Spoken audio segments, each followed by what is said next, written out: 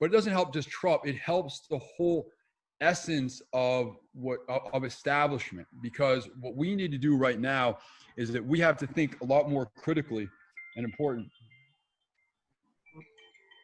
Oh boy. Oh, I guess somebody else got to put it on speakerphone. I can't do it. It's too complicated. All right, we'll do that later. All right. 2 more minutes. Actually, let me do this. I'm going to put this person on speakerphone. I got someone on speakerphone on my phone. I got there. So we got a lot of stuff going on here. That's fine. We'll figure it out. So, all right, that's good. All right. So 2 more minutes and we'll start this conversation. So as I said, so basically those are the really things. So if you guys can just think about, like, while we're talking about is like questions about, like, what do you guys envision in the best of all possible worlds, and what are, and from a realist perspective, what are you guys looking at? Those are 2 issues I definitely want to delve into and really deal with a deep issue. So that's something I definitely want to talk about. And I also want to understand in terms of how you think, how do you see the Progressive Party, getting the Democratic establishment to evolve? And what are the best ways in which we go about that process? So that's another issue I definitely want to talk very, very deeply about as well. So, all right, one more minute, we'll start. So those are kind of things I want people just to think about, all these different issues. All right. So somebody else is telling me you got to press mute, unmute yourself. Okay.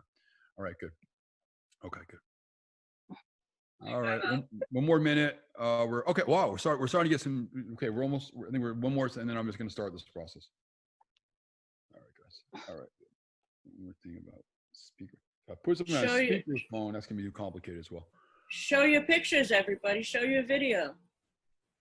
If you want to, if we want to see you. Oh. Okay, guys. I think we're going to start. So, the fundamental question I said is kind of, where are we at right now? We know very clearly that we have over 150,000 people that have died from the coronavirus. We know ultimately that Trump is playing very weird games and engaging in alternative facts and poo-pooing science, and basically getting people to have a lot of self-doubt in government. That's kind of his goal. So he wants to create a situation where people also are saying very clearly, when you analyze the issue of masks, what is Trump is saying? He said, listen, the problem with masks, oh my God, people are saying this isn't about Trump. Well, it is actually a little bit about Trump. That's not true. But that's a whole other discussion we can talk about.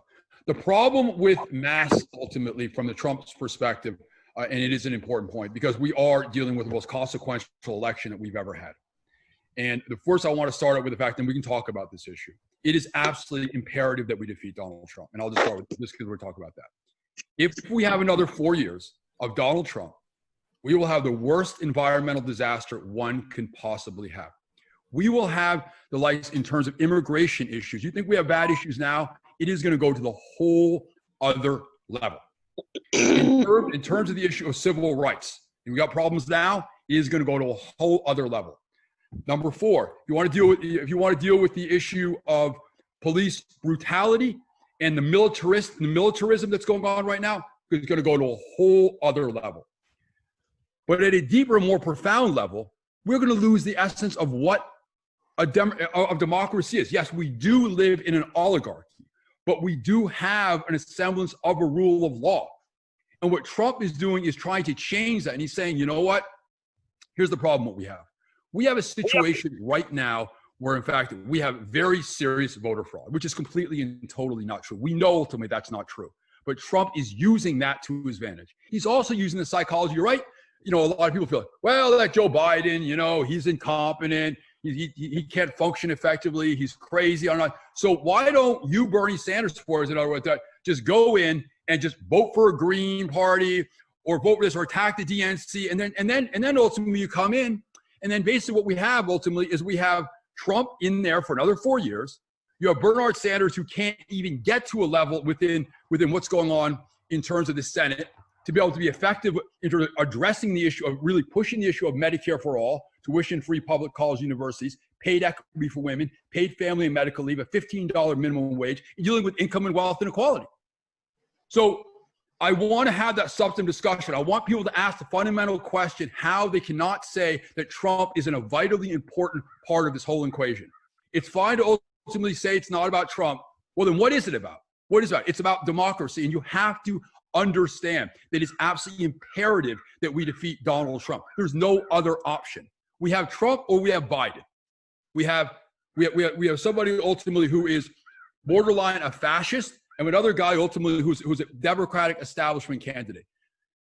We can work because when we get millions of people involved in the political equation, we can have substantive change in what's going on in the democratic process.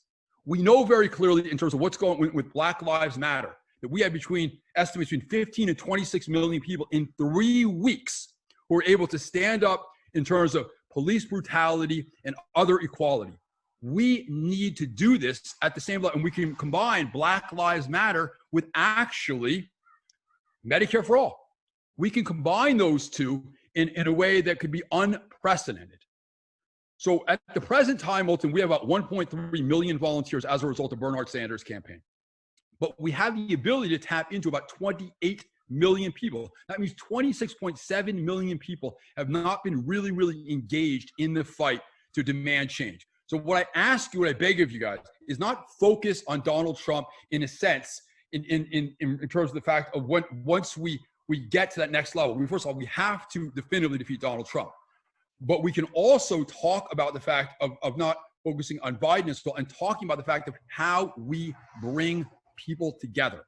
And how do we tap into that? And that deals with radically changing the way in which media is looked at and getting alternative media views together.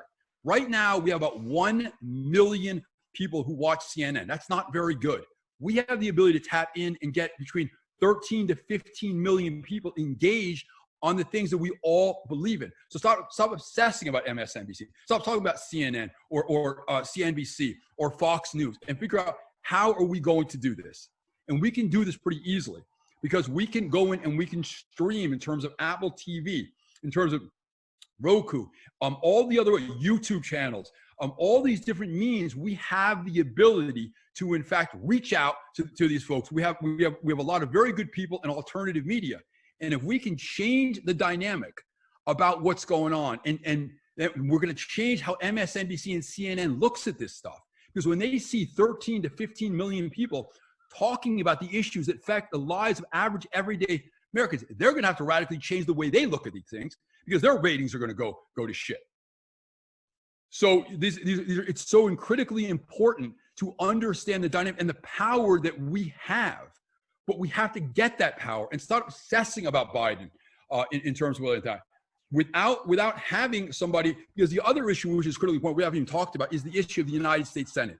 It is fundamentally essential that we flip the United States Senate.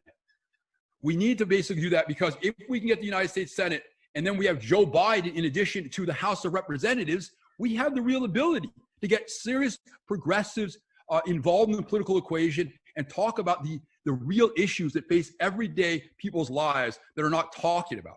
So that's a really critically important in terms of that factor. Let me just grab a couple of quick things I also mentioned in terms of that. So, delving in deeply in terms of a little more about this coronavirus, it is incomprehensible. Where I live in New Hampshire, they are going to have a situation where they're not even going to have a 6-foot distance between desks. You have 2 or 3 feet in terms of desks. So we have to figure out how to address those issues and say very clearly, this is simply unacceptable. So, again, I could talk for a long while, but I really want to hear people's perspective, because I kind of know how I think, but I want to hear from other people's point. So I think, just to recapitulate, I appreciate and I want to hear directly the anger and the frustration that people have regarding the DNC. It was simply unacceptable the way in which they acted, towards what they voted on Medicare for all, towards the marijuana legalization, a whole host of other issues. But the way in which you effectuate change is that you bring millions of people together, where Joe Biden and the DNC looks at people and said, oh my goodness, these guys got something going on. And therefore they're going to have to radically change their approach, because what's critically important is, I think, most Democrats definitively want a Medicare for all single payer healthcare system. Statistics right now say that you have 85% of Democrats, and that's pretty clear. I've seen other things, but I think that's a pretty clear thing. You have 70% of the American public and 52% of Republicans who support a Medicare for all single payer healthcare system. So the fundamental question is how do we do this? And I'll talk more and more about that. But why Medicare for all is so critically important, particularly in terms of the coronavirus and millions of people like that, it's so important because once we get this issue done, then everything else begins to fall into place. Once we stand up to the fact that we say, listen, the Affordable Care Act, while it was pretty good, it didn't address the issue of high copayments, deductibles, premiums, and out-of-pocket expenses. It doesn't deal with the fact in terms of free eyeglasses, dental care, hearing aids. It doesn't address the issue of home health care. It doesn't deal with mental health care. When we talk about all those issues and we show very clearly that we can have millions of people to stand up for Medicare for all, for Black Lives Matter, and we combine all that stuff, I'm telling you folks, we are unstoppable. And, and that's it. And I can talk more about strategy, but I'd love to hear people's thoughts and, exactly how we want to do this. Maybe we just individually just kind of reach in and I don't know, we'll go to this chat and hear directly what's going on. So I think, maybe the one issue I'd like to hear from people about is, we'll just delve into these issues deeply. Tell me a little bit why we don't feel that Trump is an important part of the equation. Whoever mentioned that point.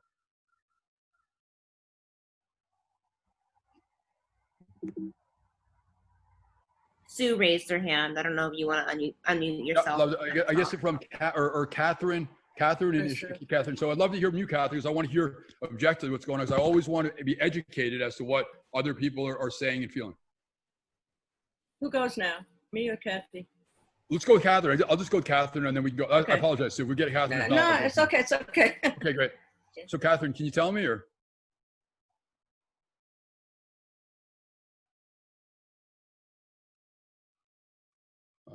Is the microphone not working? Or microphone's not working? Okay.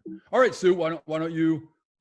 Yes, please. Well, Levi is talking. I agree with you. We got to get Trump out. The thing that gets me about Trump is the environmental issue, among other things, because this pandemic was partially caused by climate change and the warming of the atmosphere. And maybe at least Biden will do the Paris Agreement like he did with Obama, But I do think the reason why so many of us are not pushing Biden, okay, is because we want to turn him to be for Medicare for all, okay? So it may look like we're against Biden. I am against Biden, but I would vote for Biden. But I don't say it because I want to push Biden left. And maybe that's wrong, maybe that's right. I just have a question for you. Please. I know that you tweeted that it's horrible what the DNC did, voting against Medicare for all. Sure. But I haven't heard from Bernie about that.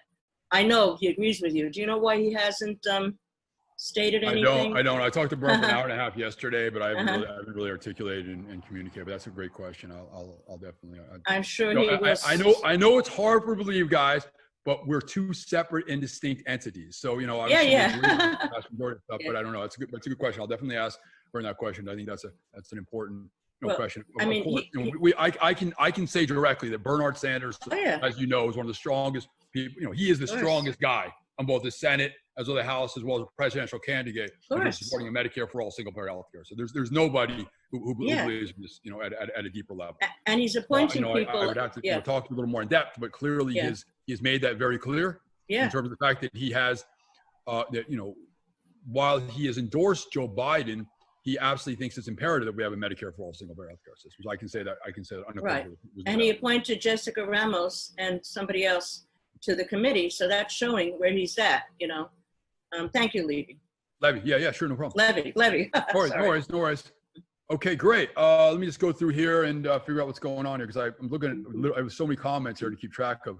But let's just go in order. Folks can just kind of just go and why does somebody? Because it's a little crazy. We don't have a moderator right now, so we're just a little bit chaotic. We're just fine. What else? Who else wants to say that? Who's next?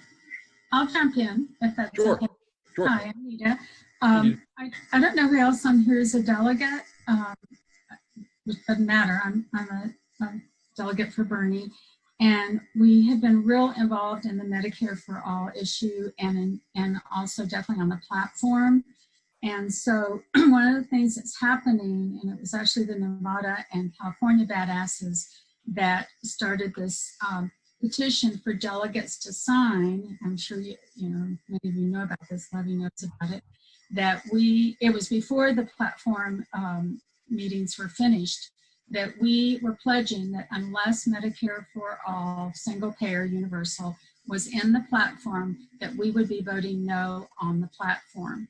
And it is a way to make a statement because the platform's going to still pass. The platform is a piece of paper. It's like a roadmap.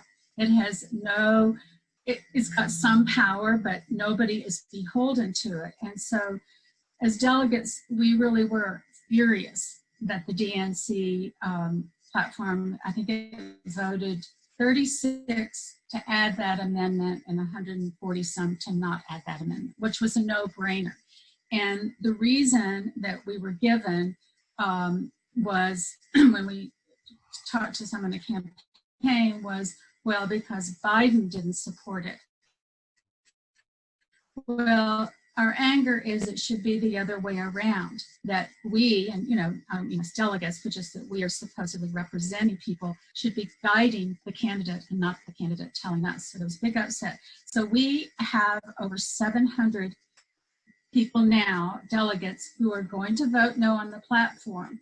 And that's not because, there's some good things in there. Levy, your dad really did negotiate and get some things in there that never would have been. We got a few amendments in there. This is going to be our strong statement of saying this is not enough. And what we're going to be doing is a day of action. So they have us starting voting on Monday, and they're encouraging us to start voting right away so that, it's out of the way, which we're not doing.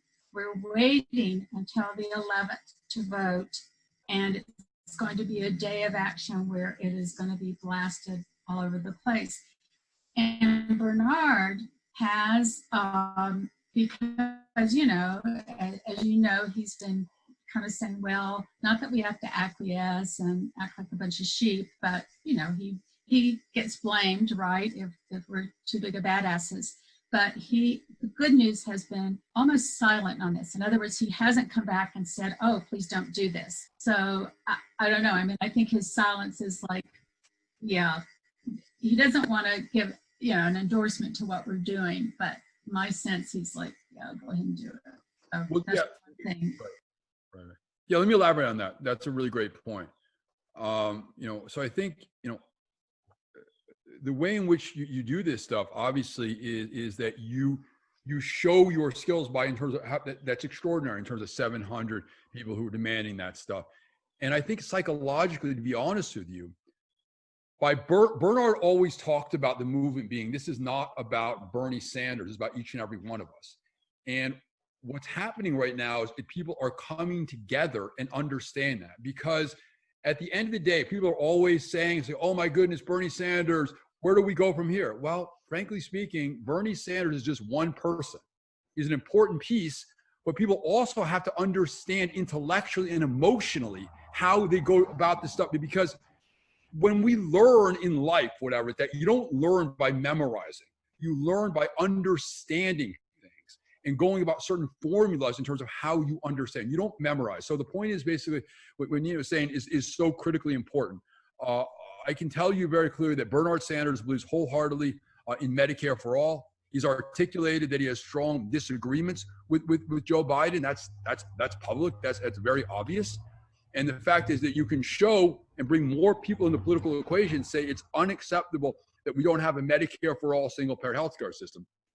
The next question ultimately is, where do we go from there in terms of figuring out how we can tap into the media to make it very clear? Because remember, we have the American people on our side on this at such a deep level that is extraordinary. And it's a whole other issue we can talk about. I think we should talk about marketing and messaging, and how do we get the message to people and talk about the issue of love of country and patriotism and freedom.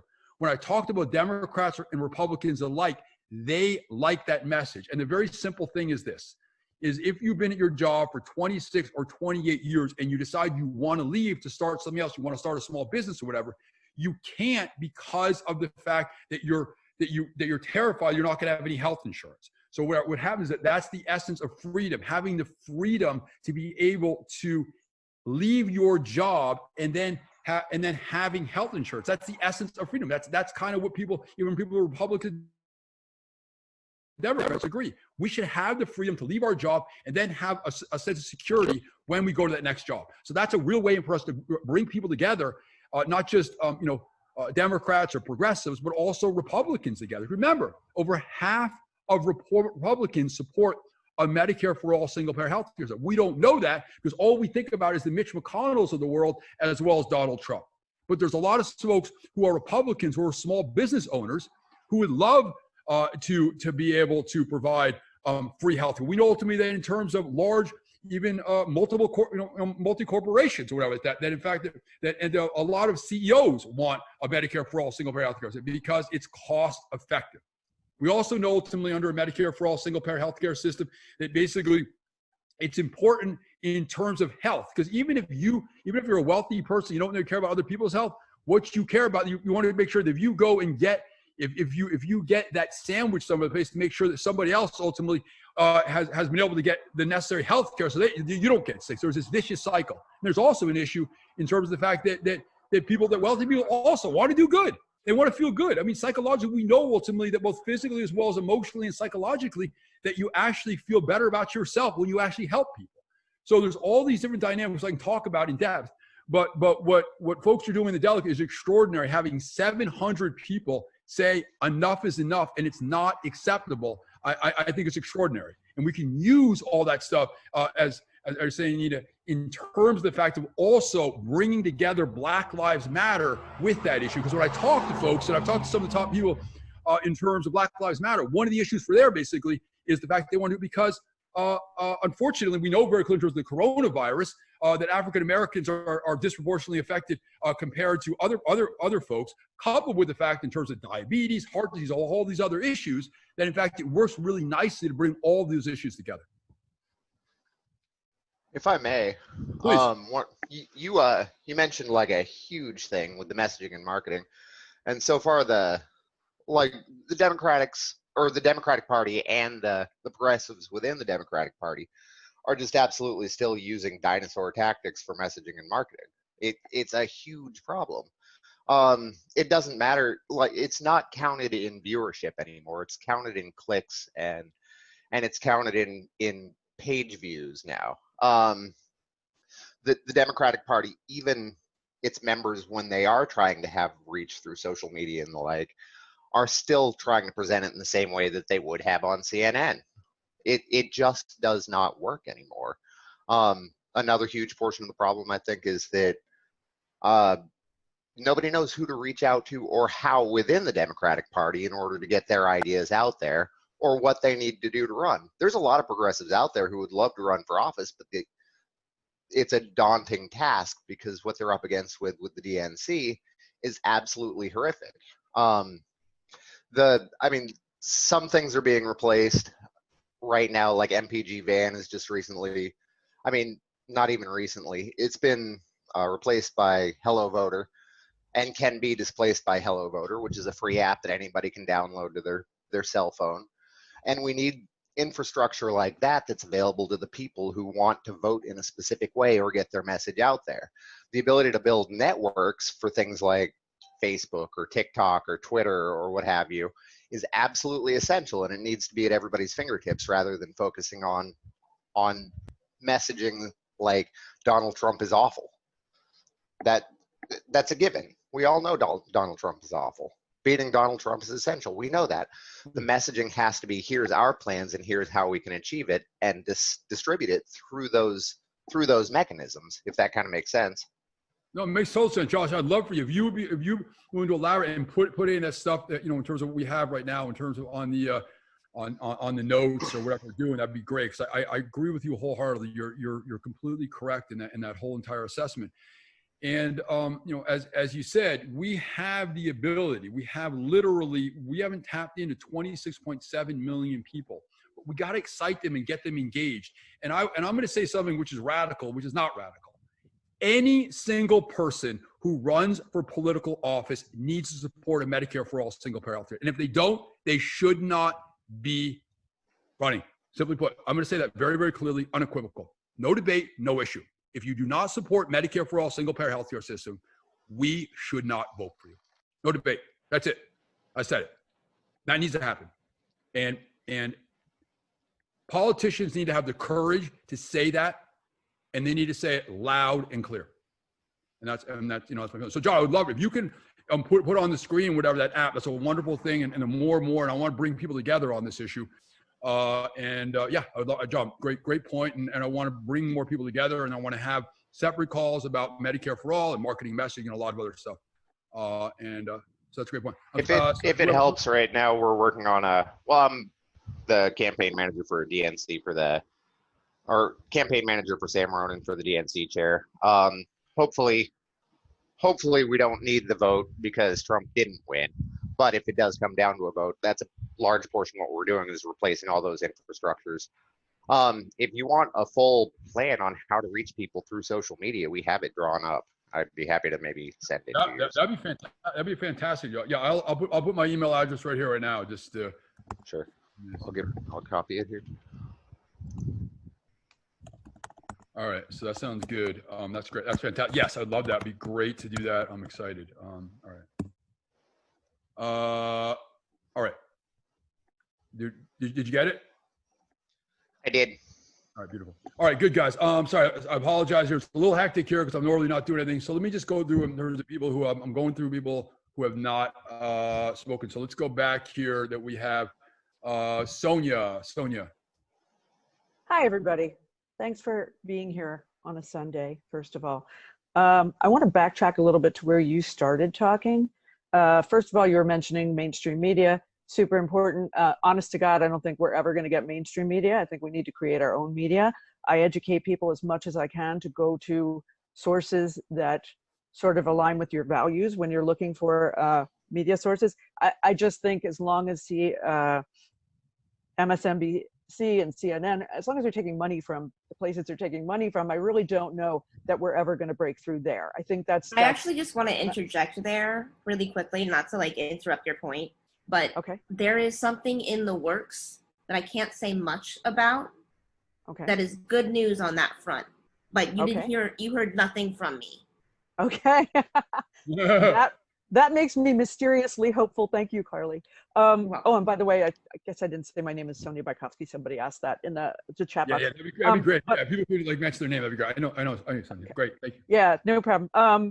Also, so always important to educate people to try and find those sources where they'll get what, isn't so skewed because, mainstream media is just crazy right now. I'm glad there's something hopeful coming down the road potentially.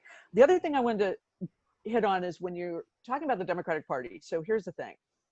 I literally had my Facebook memory today come up with police and riot gear outside of Philadelphia. 4 years ago today, I was standing out there with SWAT teams with other people, hopefully some on this call probably. Oops, sorry about that. Let me shut that off. I don't know how to mute that. Wait. Okay. Terrible with technology. It was Joe Biden calling you. Sonia, stop. We don't want you to say anymore. All right, keep going. Trust me when I say they've taken me off all of their lists. Because I always just respond with, are you going to support Medicare for all? If you do, I'll wholeheartedly support you. Anyway, backtracking. So 4 years ago, we're out there protesting outside the DNC convention. I was a Green at the time for 5 years. I left my party because they had diverted so much away from my belief system. Anyway, the reason I came back was basically Bernie. Because Bernie, and by the way, I didn't do it right away. I was really mad. I was really mad in Philadelphia at both the DNC and Bernie at the moment. So I took a while to think about it and to really try to get back into a strategic place of thinking rather than emotional. And I said, okay, the only way real change is going to happen, he's right, is from the bottom up. So I rejoined the Democratic Party. And the first thing that happened was we organized a town. I'm in a tiny little town, Lenox, Massachusetts, 5,500 people year round. First of all, we reorganized the Democratic Party that had been defunct because it just disappeared because they didn't do anything. So first of all, we reorganized the town Democratic Committee. And then, so that was 4 years ago. First 2 years, I think I served as secretary. Last two, I've been chair. I've been trying to find people in this little town where it's hard to get people to speak up, to join, who have, you know, if you're just a Democrat, great. I want other viewpoints too. Sorry. You'll be singing the Jetsons tune the whole rest of the day now. Sorry about that. Anyway, so start from the bottom up. We need to get more people into the party is the bottom line. We need to get more progressives into the party. So a lot of people at that point in time in Philly, Dem exited. So I chose to take the Dem enter route. And so not only am I in the party, but I see myself as my purpose in the party is to drag it back to its FDR roots, kicking and screaming most of the time. But that's why I'm there. And I've gotten a couple other people in other little towns here in Western Massachusetts to also start up committees. Some of them don't even know why they're starting committees. And I said, just start a committee so that you can send a delegate to the state convention. How about that for a starting reason? So in Massachusetts, we've actually made fairly good progress because we have a lot of progressives who've stepped up. And I just learned that when, I guess the voting just happened about a month or so ago for the state committee, I think I learned progressives are at just over, I think, 50% of the state committee members, which is stunning because 4 or 5 years ago, there were probably none of us there. That's extraordinary. So we really need to just focus there and get people in the party who want to transform the party. Give me your email address so people, so we can like just come together, and because what you're talking about is extraordinary. 50% is fantastic, and I agree with you wholeheartedly. It's fantastic. That's really great. Sure. So anyway, I wanted to say that piece. I think if you want to transform the Democratic Party, trust me when I say I've been in it for 4 years. The ones who've been in there forever don't want us, and they don't care about us. And so do not leave the party. If you want to really get, you know, even call it revenge or whatever, stay in your party, retake your party. Don't leave. That's what they want. It makes them happy. They can do whatever they want once we're gone. So that's I guess, what I would say is stay in, be a thorn in their side. Thank you. And I agree. And I'll let it go. I think you're 100% correct. And I think, you know, there's a whole lot of, and I think at some point we'll talk about psychology and philosophy. But one of the things ultimately you can't, you know, in many ways, understandably, we want to be recognized and acknowledged. That's not necessarily going to happen. The way you get recognized and acknowledged is that you bring millions of people together. You do marches. You demand that we have Medicare for all. That's the way in which you do it. I understand the frustration, but putting down Joe Biden or whatever, that's counterproductive. That doesn't do anything. The point, instead of putting down Joe Biden or whatever like that, let's come together. And trust me, if we get millions of people together, Joe Biden is going to say, uh-oh, we have a problem. And that's the way we do it. And we do it by doing the things that we're doing right now, about talking with the issues and saying loudly and clearly to every single person who's running for political office, if you do not support Medicare for all, we are not going to vote for you. End of subject. That's it. Now you can play it a little differently. If the Affordable Care Act, if you have the issue of if there's no co-payments, deductibles, premiums, out-of-pocket expenses. I understand in certain states it's complicated because Medicare for all has not been articulated correctly. But at the end of the day, in the wealthiest country in the history of the world, people should not be going bankrupt. 500,000 people right now are going bankrupt a year. We should not have a situation where people are delaying going to the doctor because they're terrified that their bills can be so exorbitant that they don't go to an ambulance because they think that the insurance company is not going to cover that. That they're worried about, going to a nursing home or putting because of the fact they can't afford the exorbitant costs of going bankrupt. So that, without making a long story short, that's imperative. And it's a simple message that needs to be clearly articulated to everybody. Okay. Next issue is, let me see. You're right. I think raising people's hands is the best way to go about this stuff. So let me grab this here and see who's next here. Keep track of it. So unfortunately, Vivian can't talk, so I got to go backwards here. So we have a little Larry David Saturday Night Live thing going on, guys. So we'll figure this stuff out. I really appreciate you guys' patience. We didn't think that this was going to occur, but that's all right. Everything's good. Let me go back here to grab all this other stuff before here. Okay. So Leslie was in the chat. All right. So Carly, did you want to say anything more before we did, since you did? articulate something. You put us in a mystery mode, Carly. We don't know what exactly you're really trying to bring to the equation, but okay, that's okay. I can't say anything, unfortunately. I was sworn to secrecy. So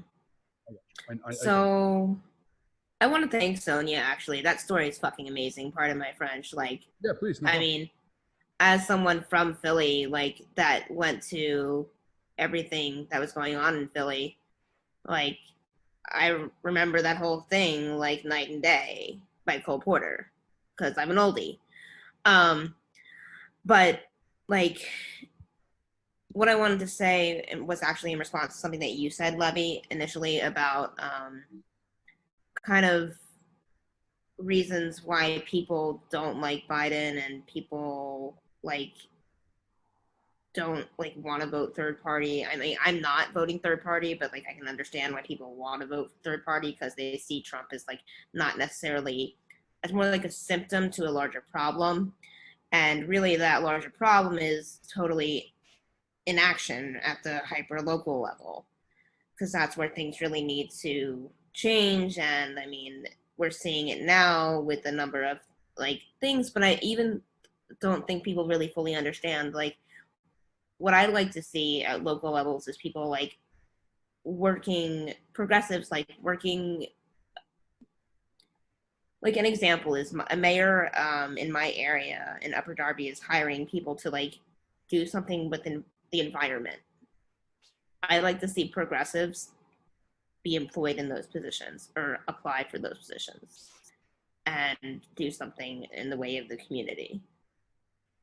I'm sort of just spitballing there, but yeah, so I don't know if that made any sense. I have a very stream of consciousness kind of frame of mind. It makes total sense. I mean, basically, at the end of the day, ultimately, you have to demand and articulate, to the mayor that, we want progressives, but in order you do that, in order to effectuate change, you have to communicate your message by the fact of having the support. So if you have people who say, objectively speaking, sorry, it's not acceptable that you have, we have conservative Democrats or moderate Democrats or Republicans that they're not about our message. We know that 80% of the American public basically is on our side, but they get derailed because of issues of what's called wedge politics. So you have a scenario where ultimately, oh my goodness, yes, I believe in a $15 minimum wage, but you know what?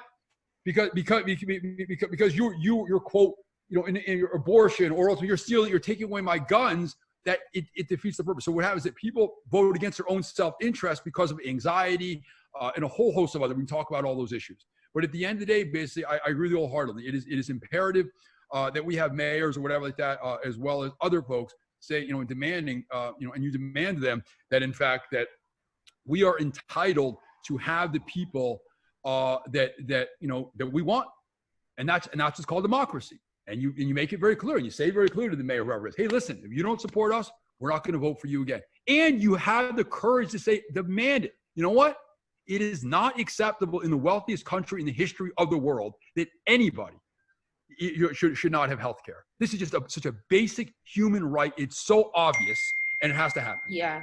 And actually, another thought that occurred to me when you were talking initially, and I don't know if this is accurate, but I think it might be. I think somewhere in maybe Maine, maybe someone can help me verify this, some type of a resolution was passed in the way of Medicare for all that got some traction or some good things to happen. I think in a county level or something. I'd have to look into that, but I think that's one thing that people can do. The case. I can't check of every single state, but it's a great point you're saying. I love what you're saying. Yeah, thank you. And so who's next? Is Vivian? Vivian, you're gonna have to kind of communicate and tell me who's next here, because I can't keep track of it, and my screen is kind of frozen now, so I can't even go to the other side to keep track of everybody. So we're gonna have to do it a little bit in an archaic style without being completely anarchistic. Who wants to speak next? Who hasn't spoken? Why don't somebody just say that? I apologize, whatever the best people can about who ultimately is next, please. please. Who's next who wants to speak? Anybody? Levy, do you want me to try and track the That'd be hands great. Yeah, raised for you? My screen is totally, my screen is screwed Okay. up. Yeah, that's Hello. fine. Yeah. Hello? Hey, it's Mike D'Onofrio. How's it going? Mike, how's it going? Thanks for joining us. Appreciate it. Yeah, and thank you all for what you guys do. Well, there's a few things, but one of the things I was wondering is I know that they're not incorporating the marijuana legalization into the platform. Yep, I mentioned that. Yep.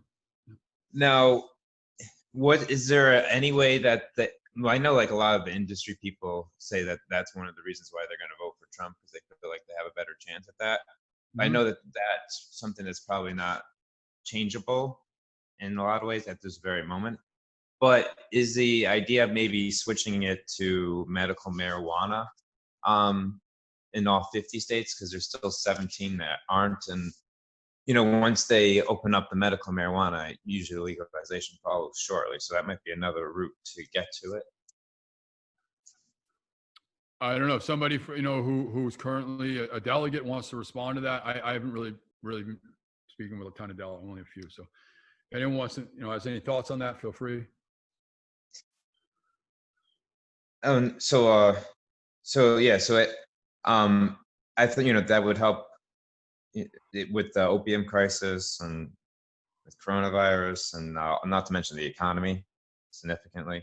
And then also, with legalization, I know Bernie has that great plan with empowering the Black community with the business opportunities. So that would help move that forward as well. So Nita just said our platform from Colorado introduced the marijuana amendment, and it got voted down 54 and about 150 against.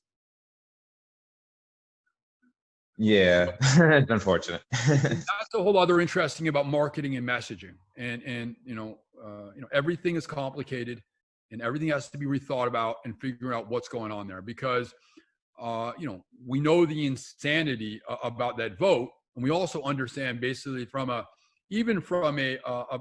lot of wealthy actors and actresses are into this stuff because they make a lot of money in this. So got to figure out how to deal with that issue, because I think that's definitely something that is definitely winnable and doable. Now, why was it? It was passed in the. I'm not 100% sure, but wasn't it passed on the 2016 platform? To be honest with you, I know a lot. I don't know. Somebody else would have to tell me that. I don't know. If somebody else can find that out, that's a great question. Because that's why I felt like we were backtracking on that one with the platform. I know. Does anyone have any thoughts on that? Sonia, Nita, anybody? I would ask Anita on that one, since she put the post about the Colorado introducing. It wasn't on the platform in 2016. I think they might have had, it was very weak. We support the idea of medical marijuana and pretty much leave it up to states. So it was pretty weak. Oh, yeah. So, and Dennis worked his ass off. He is really excellent on platform. He was on the DNC in 2016. He's a total Bernie, and then was on platform this year. He was on platform and also in 2016, and it was worded so well. I mean, it was a no-brainer. And some of our so-called progressives that were on the platform committee voted no on it. So a few abstained. And I think it was like a political thing of, it seems like, there's this whole thing, they're trying to pull in Republicans that hate Trump. And maybe just the fear that, they'll just think this is a bunch of, too far left. Yeah, however they paint us, a bunch of pot smoker, liberal, whatever. That's why I thought putting it as medical marijuana would be the baby step, because a lot of people have accepted the science with the health benefits and transitioning people from pharmaceuticals to medical marijuana. So yeah, that's why I was hoping that there would be a way to maybe put that idea, because that's I think way more reasonable for Republicans that are more conservative with that idea to, I think, to join in on. Let me just That's my thought. I think one of the things we can do, I mean, because right now the platform's done. We can't do anything. Oh, on okay, so no, yeah, But, no, everything's but let me say, we can still, and it's stuff that Levy and other people are saying here, we can still then work on the state level. I mean, it is legal in Colorado, you know, and we start working on that state level. And if enough states start coming around, then it, you know, we may see it in the platform. But yeah. Yeah, just a letter. Again, the bottom line here again is marketing and messaging. And the point is basically, as you said, you know, one of the things that we're not doing a good job in the progressive community is understanding the reality that you have many things that both Democrats and Republicans want. But I'm putting together a pretty long list. I'd love to get people's thoughts if you want to write down these thoughts. But you deal with the security, you deal with education and the environment. I mean, even the environment, a lot of conservative Republicans, ultimately, whether you agree or not in terms of hunting or whatever, or fishing, that's affecting their quality of life and the way and what's going on with them. So the point is, at the beginning, it takes a little while. I understand these folks don't want to acknowledge a lot of stuff, but they're beginning to understand that. And somebody made an interesting point. They said you can't force intellectual curiosity. And I guess I fundamentally disagree. The point is basically when your whole society and when your whole environment and the way what's going on in the rest of your world is collapsing around you, you will become curious. It's natural. It's evolutionary in nature. Despite if somebody is not, quote, has a 4th grade education or is a PhD, at the end of the day, we all have a desire at a deep metaphysical core level to do better. That's just natural. That's just who we are as human beings. And so the point is, I do think we have that ability. And we can talk more about it. And that's a whole other issue I want to talk about at some point in time, which is the term, the right to repair. So the right to repair is something that I mentioned to my father. Unfortunately, my father didn't really use it in his platform. He should have. And it's basically what it says very clearly is you have the right to repair your cell phone. So right now, you're not legally entitled to fix your iPhone. You're not entitled to, as a farmer, to fix your tractor or your machinery. And that has to obviously radically change. And basically, we need to say people have a right to repair their equipment. And that brings Democrats and Republicans together on that one issue. And then you analyze the issue of repair. The whole term repair has to be used at a much deeper level from a marketing perspective. We have the right to repair our environment. We have a right to repair our school system. We can go on, but the term repair is something that is not used. And if we can use it effectively, we can bring Democrats and Republicans together on this issue, in a way that's never, ever been done. So right now, I'm working very hard to figure out what are the 10 or 11 issues that both Democrats as well as Republicans agree upon. And I would love to get, again, people's thoughts on that, but I really think that's a huge, huge issue. And my last point is, and I'll talk about this, I'm sorry to monopolize the conversation, but one of the critical issues also, this whole issue of what constitutes normal. So we know ultimately that 200 years ago, right, we had a situation that it was, quote, normal for slavery. It was normal that women didn't have the right to vote, and on and on. So the reality is, how do we change the whole essence of normal? So right now, for most people, unbelievably, whatever, it's, quote, normal. They're not doing much about the fact that in the wealthiest country in the history of the world, that we don't have a Medicare for all single-payer healthcare system, that we don't have tuition-free public colleges and universities, we don't have paid equity for women. Women on average make 79 cents of the dollar. For African-American women, it's 56 cents of the dollar, right? We don't have these things. The issue of paid family and medical leave, that literally you have half of America in the wealthiest country in the history of the world who have $400 or less to deal with a medical emergency or simply their car. Think about the profound level of anxiety that causes people every single day to address that issue. And then the issue in terms of the environment. We have a scenario that, I guess I don't understand. We have to talk more. I have to talk to more Republicans, but we only have one Earth. And I don't understand what goes on in Republicans' minds. They think basically, are they not concerned about their children or their grandchildren or their great-great-grandchildren? Deep stuff. We have to analyze that at a very deep and philosophical and psychological level. There's ways to resolve this issue, but we have to figure this stuff out. So it's fine to criticize. It's easy to criticize. I can attack people left and right. The real question is, how do we come together in common sense solutions that really the vast majority of the American public already understands and wants. So we got here next. I'm sorry. Let's go again. Who's next to speak? Because I can't. My machine is all. I'm pretty sure that the hands are up are old ones, because one was Mike and one was Anita, both of whom spoke. So if anyone else wants to speak, go ahead and raise the hand. I'll look. Yes, without Sonia as my moderator, my communications director, et cetera, et cetera. Thank you. You know I'm going to want a salary soon, right? I am hands aware. yet. Oh, there we go. Here we go. Nope, we got Harley and Kelly. Why don't we start with Kelly? Okay. Kelly, Hello. unmute yourself. Can you hear me?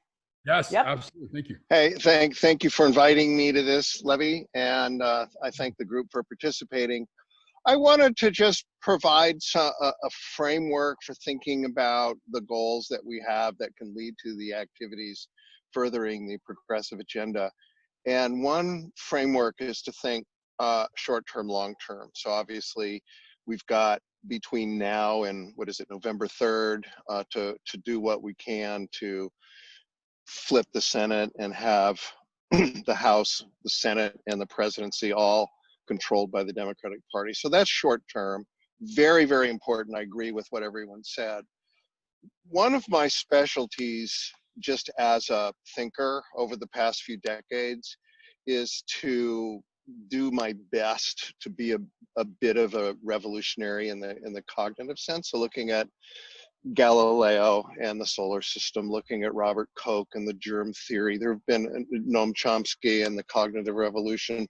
The people who've created revolutionary change, as Noam has described in detail, have an attitude of not accepting the status quo belief in categories, in terminology, in the normal consensus about what everyone believes is true without question. So I've applied that for a very long time in the work that I've done professionally, as well as in my activism. And I just want to point out a couple of things in the category of blind spots. So many of you probably have done the exercise with the two dots, where you close one eye and you look at the dot opposite of the open eye, and if you hold a piece of paper, you can find your blind spot by seeing that one of the dots disappears. And so that's the blind spot exercise. If anybody hasn't done that, it's very, you can do it with your fingers, 4 inches apart, and close your right eye and look at the left fingertip, and you can adjust it and you can see your right fingertip disappear. What's interesting about if you just Google like Wikipedia blind spot exercise, if you haven't done it. But what's interesting about it is the blind spot corresponds to where the retina attaches, where the nerve attaches to the retina. So there's a little area like out in front of your field, and this is an analogy, but out in front of your visual field, say 18 inches away, it's like a half an inch to an inch diameter. But what's interesting about the blind spot is it doesn't show up as a black area or a gray area. It just isn't there. So it's blocking your visual field, but you can't see it until you put something into it, in which case it disappears. And so we can't, so this is the analogy, we can't see our blind spots. And Americans, as a cultural phenomenon, primarily as a result of long-term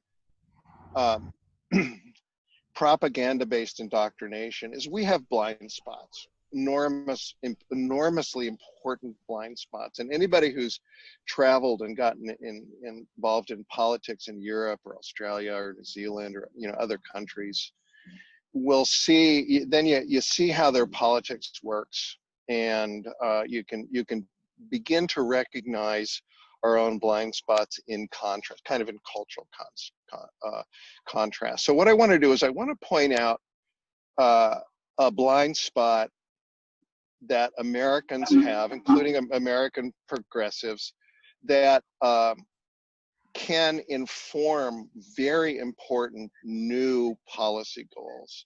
So I'll offer two of those. So let's take the DNC.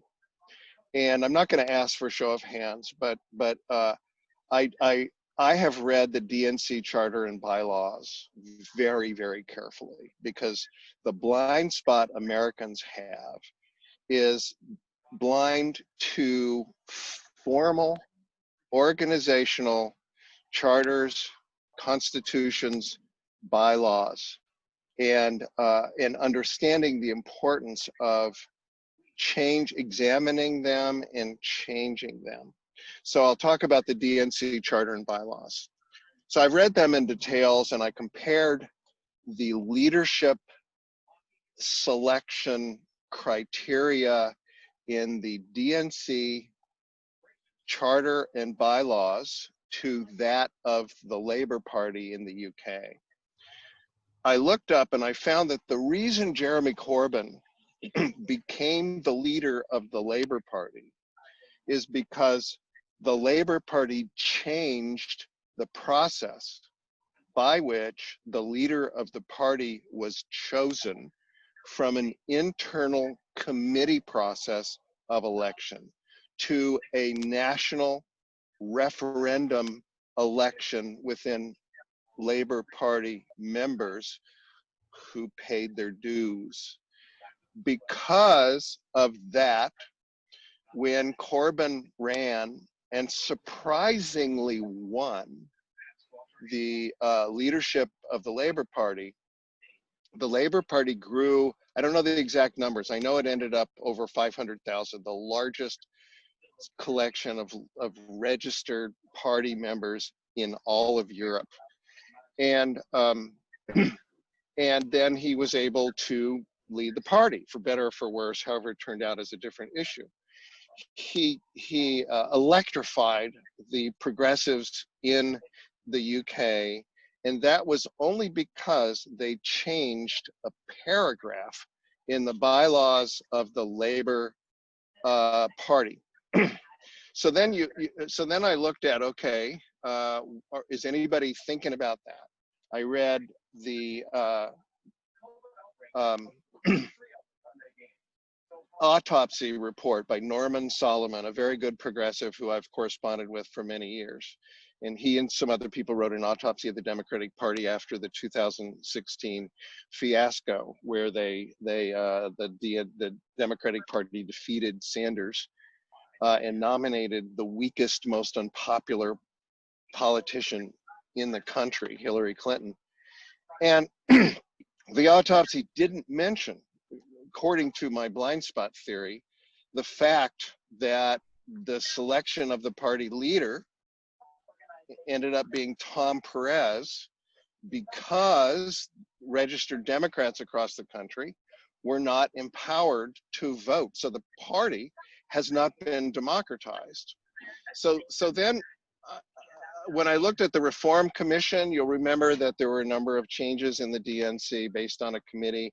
Jim Zogby was on that committee, and I know Jim, and Jim's been involved with our revolution. So I sent an email to Jim with the same letter I wrote to Norman Solomon. So I wrote to both of them, and I said, look, here's a deficiency in the DNC charter bylaws so profound that the contrast in the Labour Party shows that the Democratic Party via the DNC is undemocratic, and that party insiders selected Tom Perez instead of someone who would be more popular if the Democrats who were registered had a chance to vote for party leader instead of party insiders choosing it. Well, both Jim Zogby and Norman Solomon agreed. They had completely overlooked that option of reforming, but just altering the bylaws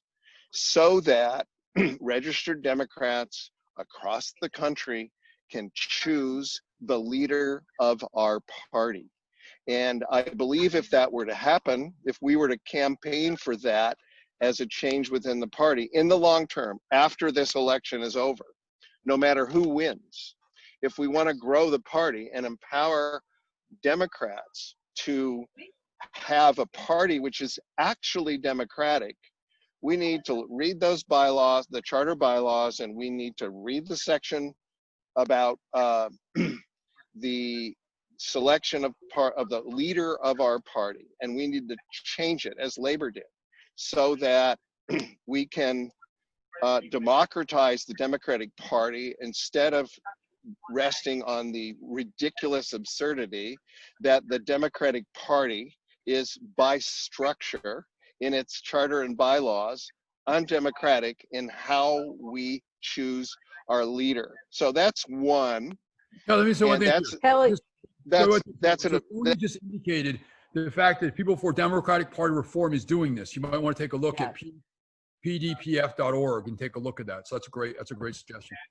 that's exactly what they do, Kelly. So if you're not already involved with them, get involved with them. That's exactly what they're doing, is going through right now, going through state by state, all of their bylaws, calling out the things that are in the bylaws that are not democratic, and also calling them out on teaching people like me. I'm going through this right now, learning the parliamentary processes. So when you get shut out of meetings, anybody else been gavelled out of a meeting without being able to talk?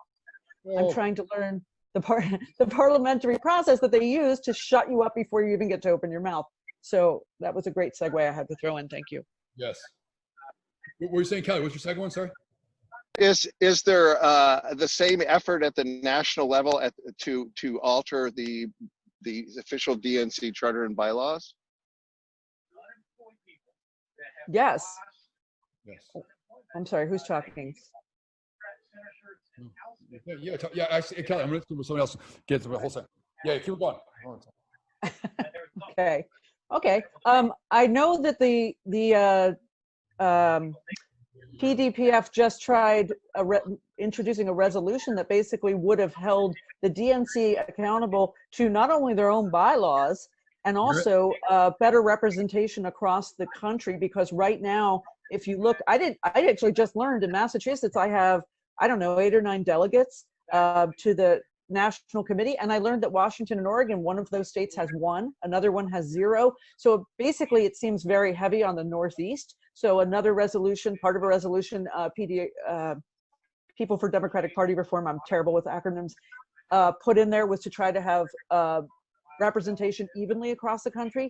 And another big one was to have their finances be transparent, because right now they're not. So they did resolutions for all of those things, all of which got shut down at the the DNC level. So we're working on that, but we're working on it again, through the organization and state to state. So let me just interject. So, Josh, you indicated, maybe you can talk a little bit to Kelly about, you indicated you're working like hell on this, et cetera, et cetera. Can you maybe talk a little bit about that as well? Because this is a huge issue, obviously.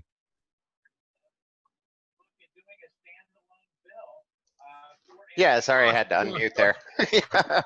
Yeah, so a portion of the platform that Sam's running on is to make accessible to everybody make accessible to anybody and everybody who would like to run under not just a progressive platform, but any platform, information that's needed in order for them to get at the very least a message to the voting members and to the people who decide what happens in the DNC. And I've been looking everywhere, and a list like that doesn't exist. So we have a fleet of people working on gathering all the data so we can put it into a free app so that anybody who'd like to run for office can have all that information, including like local media, including like members of the DNC, how the finances can be distributed to them. And yeah, I'm gonna say that you're absolutely right. Or I'm sorry, it was the PDP. What was the organization you just mentioned? PDPR. Yeah. Okay. Yeah, they're absolutely right. The distribution to the different people who are involved needs to be more equal, as well as the representation. Part of the idea here is to make it a bottom-up approach rather than a top-down approach. Exactly. Everybody needs access to that information and that funding. If we have a snowball's chance in hell of ever having a Democratic Party for the people, then we absolutely have to have that distributed at the lowest levels so we can build the base of a pyramid before we put somebody on the top who's going to be able to get the job done. So yeah, I agree. It starts with the information. We don't know who needs to be, we don't know who even needs to be at the county level, for that matter, across the country. We don't know who's at the county level across the country. We don't know who's at the state level. We don't know, say, the executive director of the DNC of the state of Virginia. There's no database for any of that. There's no list for any of that. And that's a great point. That's about transparency. We have to be. We talk about it. You indicated that, you know, who knows what's going on with the list of DNC voting members. That should be pretty basic. Everybody should know that stuff. That should be as transparent as anything. And obviously, we need to make that abundantly clear. And if not, I'm sorry, were you saying something? So you were saying? I was going to say when you were done, sorry, that I'm a delegate, and I was shocked I couldn't find out who were on the Democratic committee, like who was on the Democratic committee, who was on the Rules Committee. I mean, at one point, that was an assignment through that group, was we were just trying to get lists from places. And I wrote to the DNC thinking you could just write there and say, hey, I'm a delegate, give me the list of all these people that serve on these committees. And no one answered me. And the state, I contacted no less than 6 times, and they never gave me any information either. So. Yeah. Well, we're working on a publicly accessible database, and right now it's really just a glorified spreadsheet. If anybody has any information, I can share the link to that so you can add in the portions that you do have. Like, if we can make this more accessible to people, it's not an immediate solution, but it is a long-term solution. But I think the point is you got to expose this absurdity. Okay, you just got to say, and the problem, obviously, and this is complicated stuff. This is about vibes that we give off. We got to be more assertive with the way in which we approach this stuff. And it's not about yelling and screaming and putting people down. That's fine. That's childish stuff. We got to get serious. And we need to basically say, at the end of the day, in a democratic society, a place where ultimately we want to come together as one, that it has to happen. You can't be getting in arguments with people, and I'm seeing reading all this kind of silly stuff. That's all garbage. That's all ego-driven crap. We need to basically make it very clear, as you know, as everybody's saying, that we have a right to know what's going on. And the fact that you have Josh who's asking a very simple question: does anyone have a list of the DNC voting members? How the hell do we not know that? This is so freaking basic; it's beyond belief. Nina, you got any thoughts?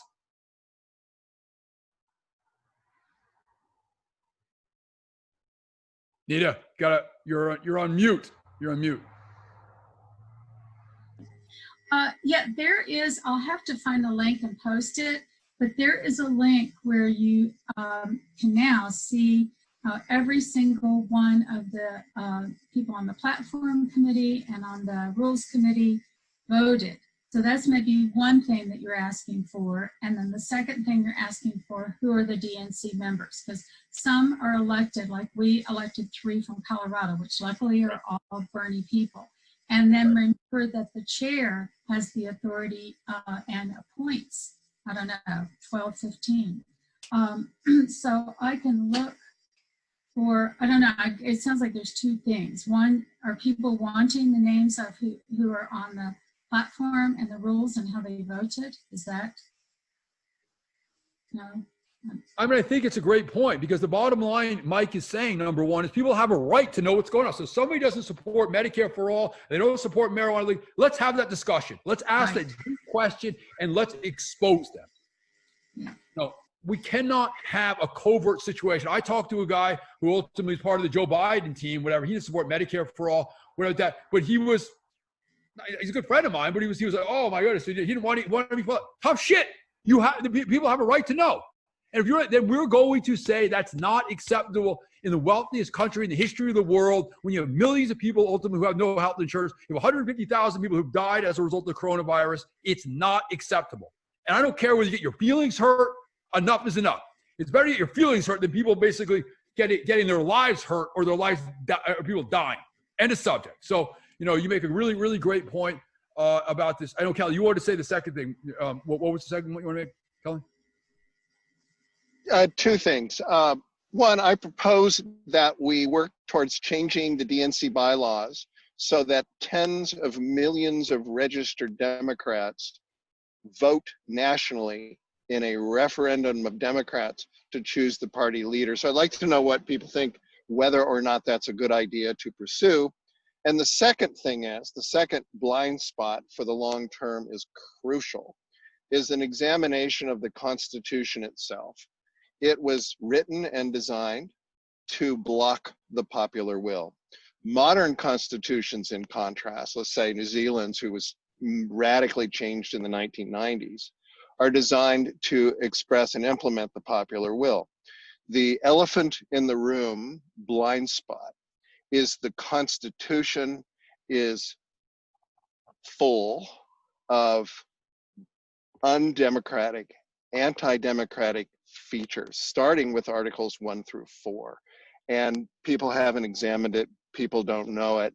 And unless we alter our Constitution to become a modern democratic design, and you can look at New Zealand as one good example of that, then we're forever going to be alternating between gridlock by the divide and conquer design in Articles 1 through 4, and just struggling to cobble together a single party that can control essentially all four major national institutions: the House, the Senate, the presidency, and the Supreme Court. Modern designs are more unified or more streamlined, and at most, they have a legislature, and they have the executive comes out of the legislature, and they have a constitutional court. That would be New Zealand. So that's the other long-term deal I propose, and I'd like to know what people think about that. Again, it's an American blind spot, so almost no Americans have studied the anti-democratic features of the Constitution, even though there's a very deep scholarship on this issue among progressive constitutional scholars. So I'd like to take your answers on both of those. Democratizing the DNC by having 70 million plus Democrats vote for party leader. And I'd like to know what people think also about the other blind spot I'm pointing out, which is the Constitution was designed, to quote James Madison, quote, to protect the minority of the opulent against the majority, unquote. Something he said on June 26th when referring to the Senate as the important thing to prevent majority rule. And I'll take anybody's answers.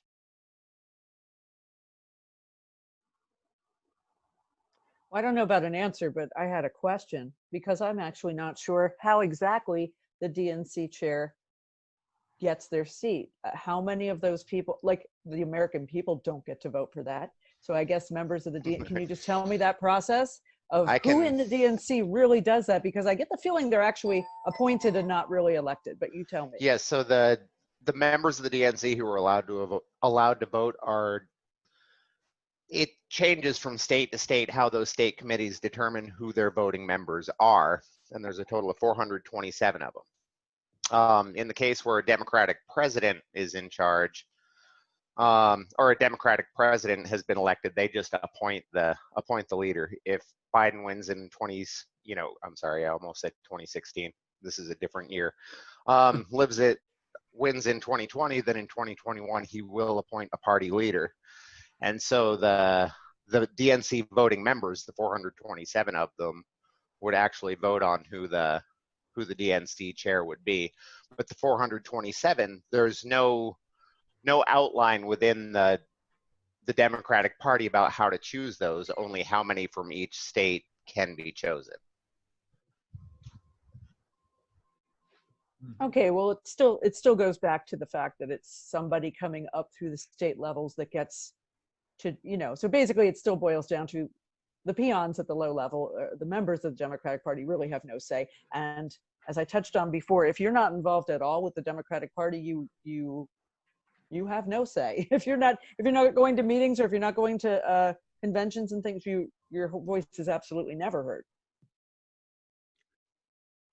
correct? Yeah, I mean, I think it's analogous to the point of the super delegates process. It's an insider game.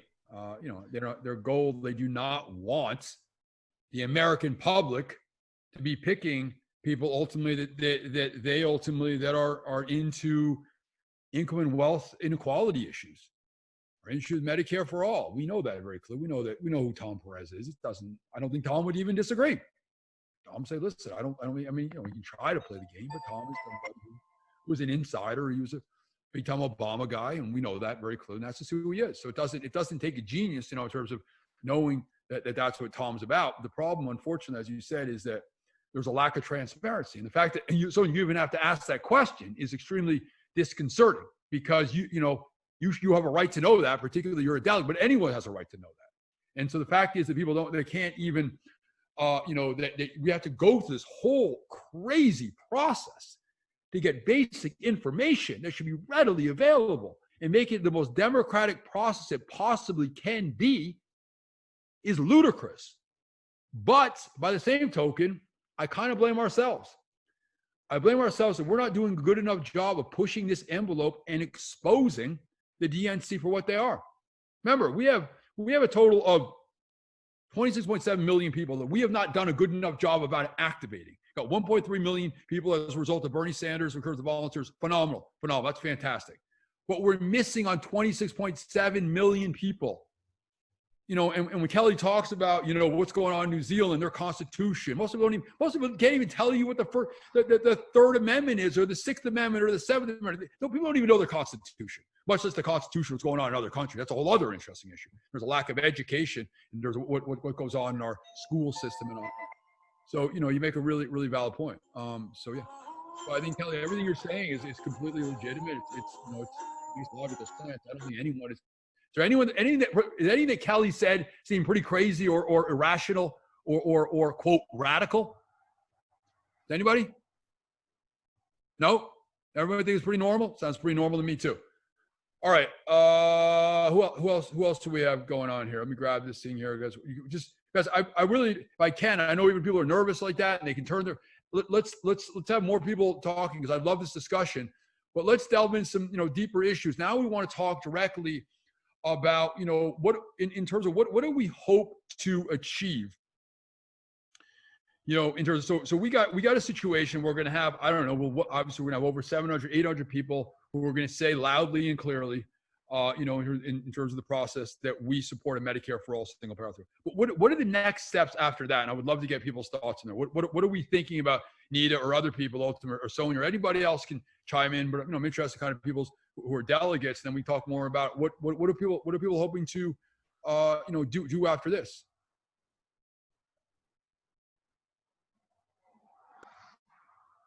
Well, first of all, always interested in everybody. Forget the delegates, great, but everybody's opinion matters. Yeah. What am I? I'm really torn, and I have to say, I'm really torn because I am very tired, and I think most activists are, and I'm feeling like, especially this delegate process has worn me out beyond. I mean, as pissed off and irritated as I was with this party before, at least before, I just thought, oh well, they're largely just incompetent. And now I know, no, they're not incompetent. They know exactly what they're doing. They just fiercely want to keep their control with whom has it now, and never see that change. So I'm dedicated to fighting them tooth and nail through the convention, and hopefully I'll keep my steam after that. Definitely want to keep up with the Democratic Party, people for Democratic Party reform, to try and force change from the inside out. But I'm honestly, part of me, I think a lot of people too, are probably just feeling like we're very tired. We're in the middle of a pandemic. A lot of us have, like, I'm self-employed as a massage therapist. I'm grateful to be working right now, but I'm not going to be working for long. I know that. I mean, the reality is I'm going to be out of work again probably in a few months. And but not only that, the fact that you're in a situation where you can put your health at risk as a result of being careful about the people you come into. Yeah, you do an excellent job. I mean, that's a whole other crazy dynamic. Yeah, you have no idea what I went through. I actually put a porta potty on my back patio because I have an in-home office with a separate entrance. But anyway, crazy protocols. But the bottom line is, I just think everybody is so stressed out over living day to day that my fear is right now, either it'll be super easy to get people activated because they're in such dire straits, or the exact opposite will happen, where they will be so focused on putting the next meal on their table that they will not be getting involved with politics. So I'm not sure which way the pendulum's going to swing there, but I can say part of me is ready to throw in the towel on politics completely after this. I hope I swing back, and I probably will. I usually do, but anyway, I just think. Let me elaborate on that point, because, you know, the most important thing ultimately is that people, as my father articulated, that we don't have time to despair. And I don't 100% agree with that argument, because in order to people become depressed, because that's a natural part of the evolution of life. When you don't accomplish things, you get depressed and you get anxious and all this other. So I think people have a right to engage in, obviously clearly engage in self-care and all this other stuff. But what you need to do is you need to think, and it's funny, I put together something on Facebook, an interesting guy who's considered, quote, the toughest guy in the world, but on a mental level, he talked about some very important mental components to this. And I can put the guys, the link on. This guy's a little interesting. This guy was formerly, he was somebody who was, beaten up every single day by his father or whatever. His mother was abused, on. And then he left, and then he came to Indiana, where he had to deal with neo-Nazis and Ku Klux Klan members. And then he, all this crazy stuff. He went from 175 to 297 pounds due to depression and anxiety. But what he talked about in terms of the fact of a mental toughness, and he said something interesting, which I thought he was one of the more profound speakers that I've heard. He talked in many ways about the fact of doing one little thing every day, and that creates a level of confidence within you. So sometimes what you do is you can't take on the enormity of what's going on. People say, oh my God, it's so unbelievable. We're just getting destroyed and everything. But you talk about single things that have occurred that are significant, right? So we have to look, objectively speaking, at what's going on. Again, I keep on articulating the fact. We have 26.7 million people that we can tap in just as a result of Bernard Sanders' social media. If you look at the issue of Instagram, Facebook, YouTube, I can go on and on. You have all these different channels that are available. Twitter. And then you look at other progressive people, Ro Khan and all these other people. There's a lot of stuff. We need to bring those folks together, so that we have all these people, but we got to get them excited and activated and engaged. And we got to figure out how we do that, and what is it going to take? Because people articulated. Somebody said, you can't get people to get excited about, getting them involved intellectually or emotionally, but you can, but you got to figure out how to do it. You got to create passion and energy and excitement. And most important, you have to get people engaged and feeling they matter in the political process. What we have not done good as well, so from a progressive perspective, a Democrat, Republican, right there, we haven't gotten people excited about their lives and how the way they vote has profound and significant effects on their life. And then we have to deal with an issue even prior to that, which is the issue of deserving. Because a lot of people ultimately don't even feel like they're deserving of Medicare for all or tuition-free public college or university, because they've been told ever since they were little that, in fact, if they do that, oh my goodness, you're somebody that hasn't worked hard enough. I worked in the Chittenden Emergency Food Shelf for 6 years, and people would walk in and I would give them food, and like, oh no, Levi, I can't take it. I'm like, well, why can't you take it? Like, because I've done something wrong in my life in order to this to occur. And then I worked in legal services for 20 years. And you talk about these people like, oh my goodness, Levi, I don't feel like I'm deserving of your help. So we got a lot of different components but to make a long story short, and I can talk more about it psychologically, but in many ways, instead of looking at the successes, we have to analyze in terms of failures and how failures motivates us to get to the next level. And again, there's just some really interesting dynamics about failure and how failure can create a certain impetus and desire, but you have to think in a different mindset that you normally would.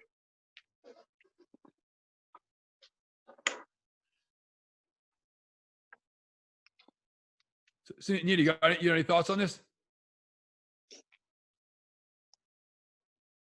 Well, it's something I had posted earlier, because we keep we talk about, I mean, your question, which I wrote down, was, what do we hope to achieve? And one thing, and Sonia, I am with you on that, working within the Democratic Party, how hard it is, because man, I'm pissed. But, and I respect, I have friends who've left, and I'm not going to shame them, because shaming doesn't work.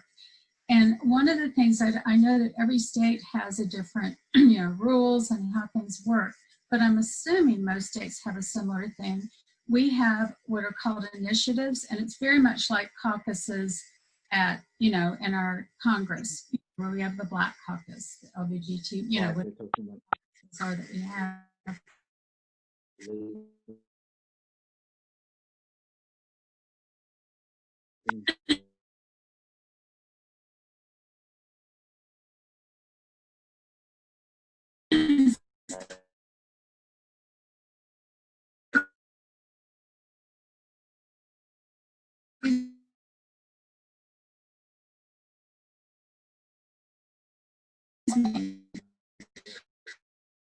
That we're going, they get started like right after the convention. So if that is a structure that's in place within your party, I would suggest setting up, then we just set one up called Colorado Progressive Initiative. And so we within the Democratic Party in Colorado will have some power, and we're pulling as many Democrats into that, so that does give us a voice within our party. And we're pushing and we're seeing it change. And I know that, I can't compare Colorado to South Carolina or Alabama, but I think that is one, I keep going to the local thing of, not just local, but statewide. So I don't know if that's anything people can investigate within your own state to find out, do you have those initiatives or those caucuses, groups that do get representation within your state party? So that's one place I'm working right now. I'm also still volunteering with our revolution, but within that initiative, we're going to make some waves. Great. So a couple of two people join the call. Can you guys let either people know who exactly you guys are? I don't know who the new people. Who's the 716? Hello. That's Joan Turry. Hey Joan, how you doing? I'm pretty good. How are you? Well, doing. Thanks for joining the call. So what we're gonna do, we're gonna figure out exactly who's next, and then if you want to ask a question, that's great. Let me just see, and Vinay, you there, Vinay? I'm here. Okay, great. Can you hear me? Great. Tell me. Okay, great. So again, appreciate you joining the call as well. Let me just go through and figure out if there's anybody else. Sonia, do we have anybody else who's on waiting? Yeah, you have a Pam Myers has a hand up in the Pam. participant box. Pam, thanks. Okay, Pam. Pam, Hi, Levi. Levi, can you hear me? Yes. Thanks. Okay, I just have one quick question. Over half of the political people that I know are really saying they're not going to vote for Joe Biden. And, I have a hard time checking that box myself. Good. But I'm just wondering if any of you have advice to give to me to talk to these people, because, everybody's so upset with the DNC, what they did over again. And I don't even know how to talk back to them to convince them that like a third party candidate isn't going to win. I don't know how to get that through to anyone. If anyone has any suggestions for me, I would appreciate it.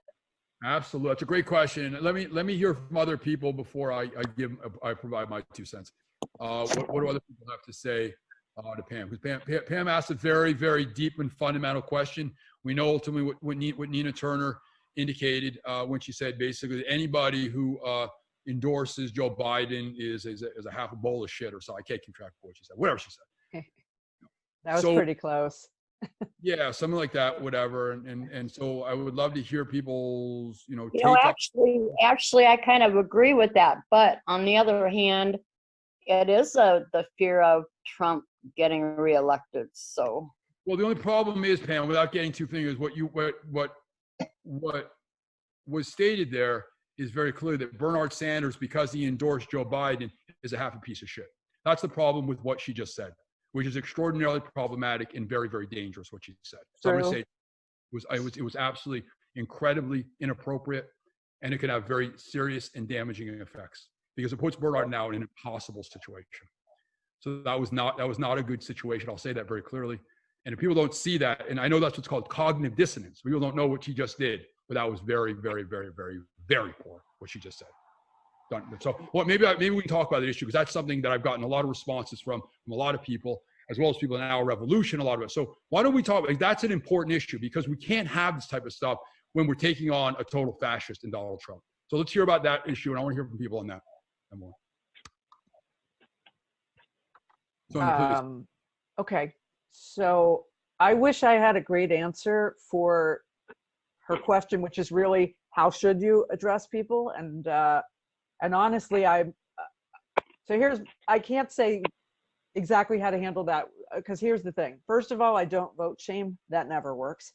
Other people do things like, well, you have to think about one thing, like, oh, the Supreme Court or something like that, which may be effective with some people. I'm very much on the fence with that one. I happen to be lucky because I'm in a solid blue state where I have always been able to vote my conscience.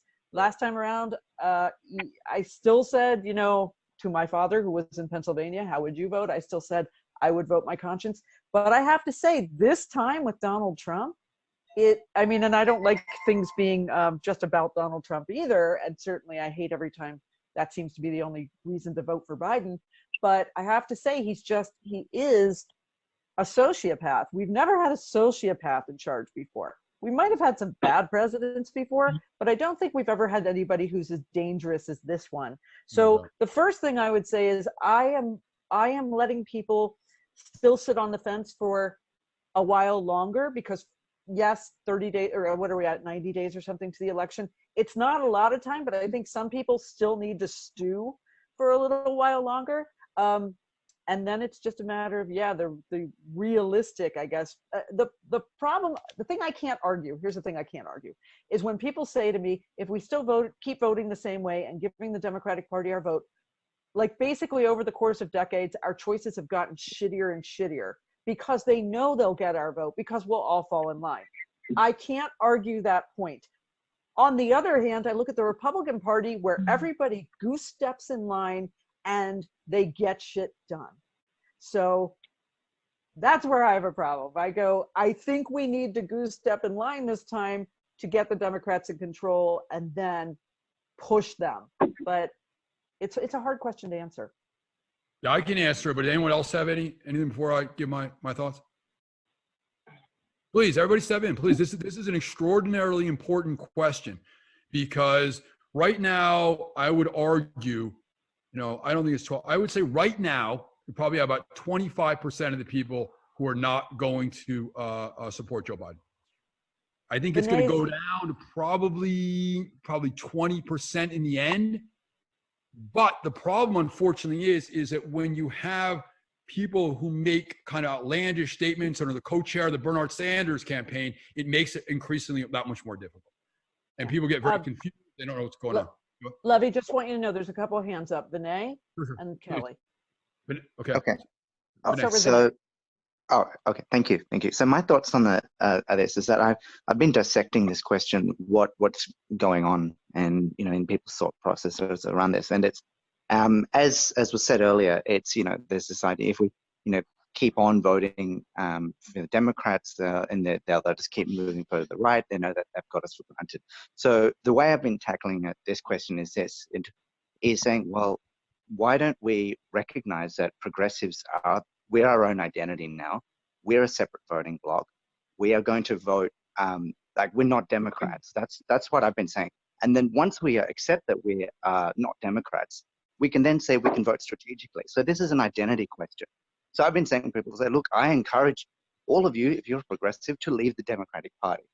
Having said that, you may choose to vote strategically this time for Joe Biden, or not, as you wish. And I think once you address that identity question, people feel a lot more at ease. That's just my thoughts. I think that's a great point. Anyone else? So, Sure, Yes. Kelly here. Yes. Sure. please, Kelly. Yeah. And then Sue. Uh, But yes. Go ahead. Let's have Sue go first. Yeah, Sue, please. Okay, I just saw a message on my phone from Sue. I guess Yeah, you can't yeah, see Sue. that. There you go. Okay, Sorry, Sue. Pam. I wasn't looking at my. Yeah, Pam, great question, really. The two things I would say for Biden, even though I can't stand him, is climate change. Because like I said before, one of the big causes of this horrible pandemic is climate change, okay? And also that he sent in arms, the army into these cities, into Washington, D.C. He's acting like a fascist. But like I say, I don't tell people to vote for. You got to confuse her. You're basically. No, that Trump sent in I'm sorry, Trump sent in that. And I don't know if Biden would do that. I don't think so. But I'm saying just on climate change alone, I would tell people, but I don't tell people to, who to vote for. The second thing is it's so important to get down ballot progressives like Cori Bush. And just wanted to say one thing about what Nina said. I saw her on a program with Tim Black yesterday or the day before, and she did say that she kind of said we got to get Trump out, intimating we've got to vote for Biden, and she did say we have to hold Biden accountable. So I don't know if it shamed Bernie, but anyway. So, but going back to the first point, Pam, I would tell people about that, about those 2 points about climate change and that he's acting like a fascist. Even though Biden is a poor choice. Pretty much been said and shown through videos and all kinds of things, though it just doesn't seem like any of that's working. People are really angry. Yeah. Okay, let me, Kelly, your point. I think I can put together a pretty good argument. But Kelly, what do you got?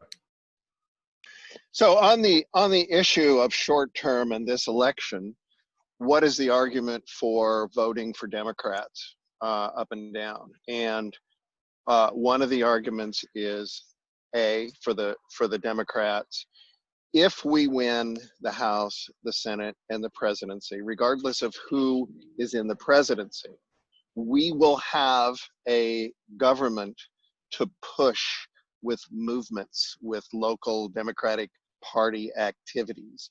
If we lose any one of them, we won't have a government that is responsive to push from movements. Because even if Biden wins, if the Senate remains the Republicans, that constitutes a veto of anything. So with regard to the bigger picture, I'll just refer to Noam Chomsky last week on Democracy Now!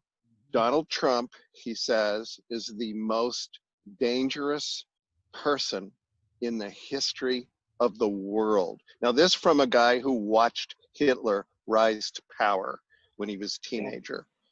Secondly, the Republican Party, and Noam is America's leading public intellectual. He's the leading intellectual that we have. Secondly, the Republican Party is the most dangerous organization in human history. On both counts, Trump and the Republican Party. Why does he say that? He says there are 3 crises, any one of which can do us in. We have, obviously, people have said the climate, which is one part of the larger global existential crisis.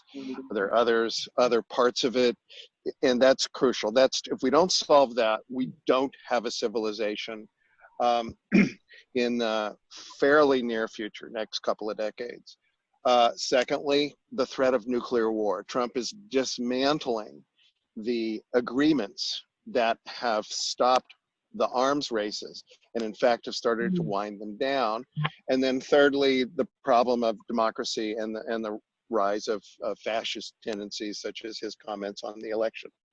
And so I think the only thing I'd add to that is anybody who thinks voting for third parties in a swing state is a good idea, that is electoral system denial. Even though Americans don't seem to understand why we have a two-party system, and that's a separate discussion, mostly rooted in the Constitution and a single 1967 federal law, We have a two-party system. It's important to understand and accept that, not to deny it. And so there are two choices. So we can vote to feel good and make some sort of moral statement to ourselves, and perhaps others, or we can vote to do good. Those are the two choices. I believe voting to do good is better than voting to feel good. And to vote to feel good goes hand in hand with electoral system denial. And I think we need to accept the electoral system as it is. And then in the long term, of course, a new modern constitution would create a multi-party, modern constitutional design. So we would have, finally, party choice for Americans. We do not now have party choice. In a two-party system, it's two branches of the corporate business militarist party. We all know that. So I just wanted to say that's my input to the discussion. And I like you saying don't vote to feel good, because that's something maybe I could push. Yeah, Pam. So this is my take, and it's interesting because people have said, rightfully or wrongfully, the fact that Bernard Sanders saying that Trump is an existential threat, that's great, Levy, but you got to do better. You got to understand it at a different. So you have to get rid of Trump. And what ultimately, if you don't talk about Trump and why we support Biden, is what you got. You have a situation right now that we have an opportunity to take, to keep the House and get the Senate, whatever, and then the presidency. Well, what does that do, as Kelly was talking about? Well, one thing it does, it gives a lot of power to Bernard Sanders and other progressives, both as well as the Senate, as well as the House, to really, really push Biden in a lot of different ways. So if we have a march, first of all, you have a march with Trump, you're gonna get the shit kicked out of you, get beaten up and on and on and on. You know, secret, police and, Blackwater and all these other lunatics coming in and beating the hell out of you. Trump is not, Biden ultimately, his goal is, number one, Biden wants to be liked. Particularly you have Obama, who wants to make sure his legacy is intact. So you got all these other issues. You do all those other complicated issues, which are kind of silly, but that's just kind of life and ego's work. That's one issue. But the biggest issue I would say very clearly, Pam, is that you just articulate the fact that it gives, if you like Bernard Sanders, it gives him a lot more freedom to really push the issue of Medicare for all. I think Joe Biden is going to do well. I think he'll do okay on the issue of tuition-free public college and university. I think that'll be a good issue. We know very clearly that's something that he's strong on. And then we got paid equity for women, paid family and medical leave, a $15 minimum wage. I think we can push that issue because from a perspective of the Democrats, that's safe for them because they look at it from a much different perspective. And Joe Biden can say very clearly to his wealthy donors and the wealthy CEOs and the lobbyists, like, hey, listen, guys, we got all these people and we have millions and millions of people. We have CEOs, whatever. We have small businesses. I can give you the whole 19 litany of stuff. So that's, and then you say, and by the way, there's also a point, Bam. We also have a guy, ultimately, this guy named Donald Trump, who is going to radically change the way in which we look at life. And as Noam Chomsky and others have said, basically, he is the greatest existential crisis, threat in the history of humanity. That if, in fact, we have Donald Trump, we got to look at the issue in terms of the environment. The degradation of the environment will be that much worse. So what you do is you start and then you throw the Donald Trump, if you want, in the end. But if you go and you communicate, objectively speaking, that if we have the ability to get strong progressives in there, AOC will have greater strength. Rashida Tlaib will have greater strength. Omar will have greater strength. We have all these people ultimately, people like, everybody has their differences with everybody, but the point is basically, we got some good progressives. Ro Khanna, all these people ultimately that we can have a stronger power and a greater say, and it also creates a much stronger movement where we can really, really bring people together, and we can have people ultimately that endorse and support, the people and their ability to protest as well as effectuate change. How does that sound, Pam? That sounds very good. Thank you. Sure, no problem. All right, guys, what do you think? We'll go for another eight more minutes, and then I think we should probably, it's been 2 hours, been great. So let's why don't we do this? Why don't we all talk for, why don't we all, first, how many people want to talk in terms just to kind of, go to the end? Okay. So we have Sonia. Well, actually, I just wanted to tell you, Sharon apparently is in the chat box wanting to talk. I just wanted to point that out. Good. All right, She Sharon. she didn't know how to raise her hand, so she might have been waiting a while. Great. Sharon, please. Okay, can you hear me? Yes. Okay.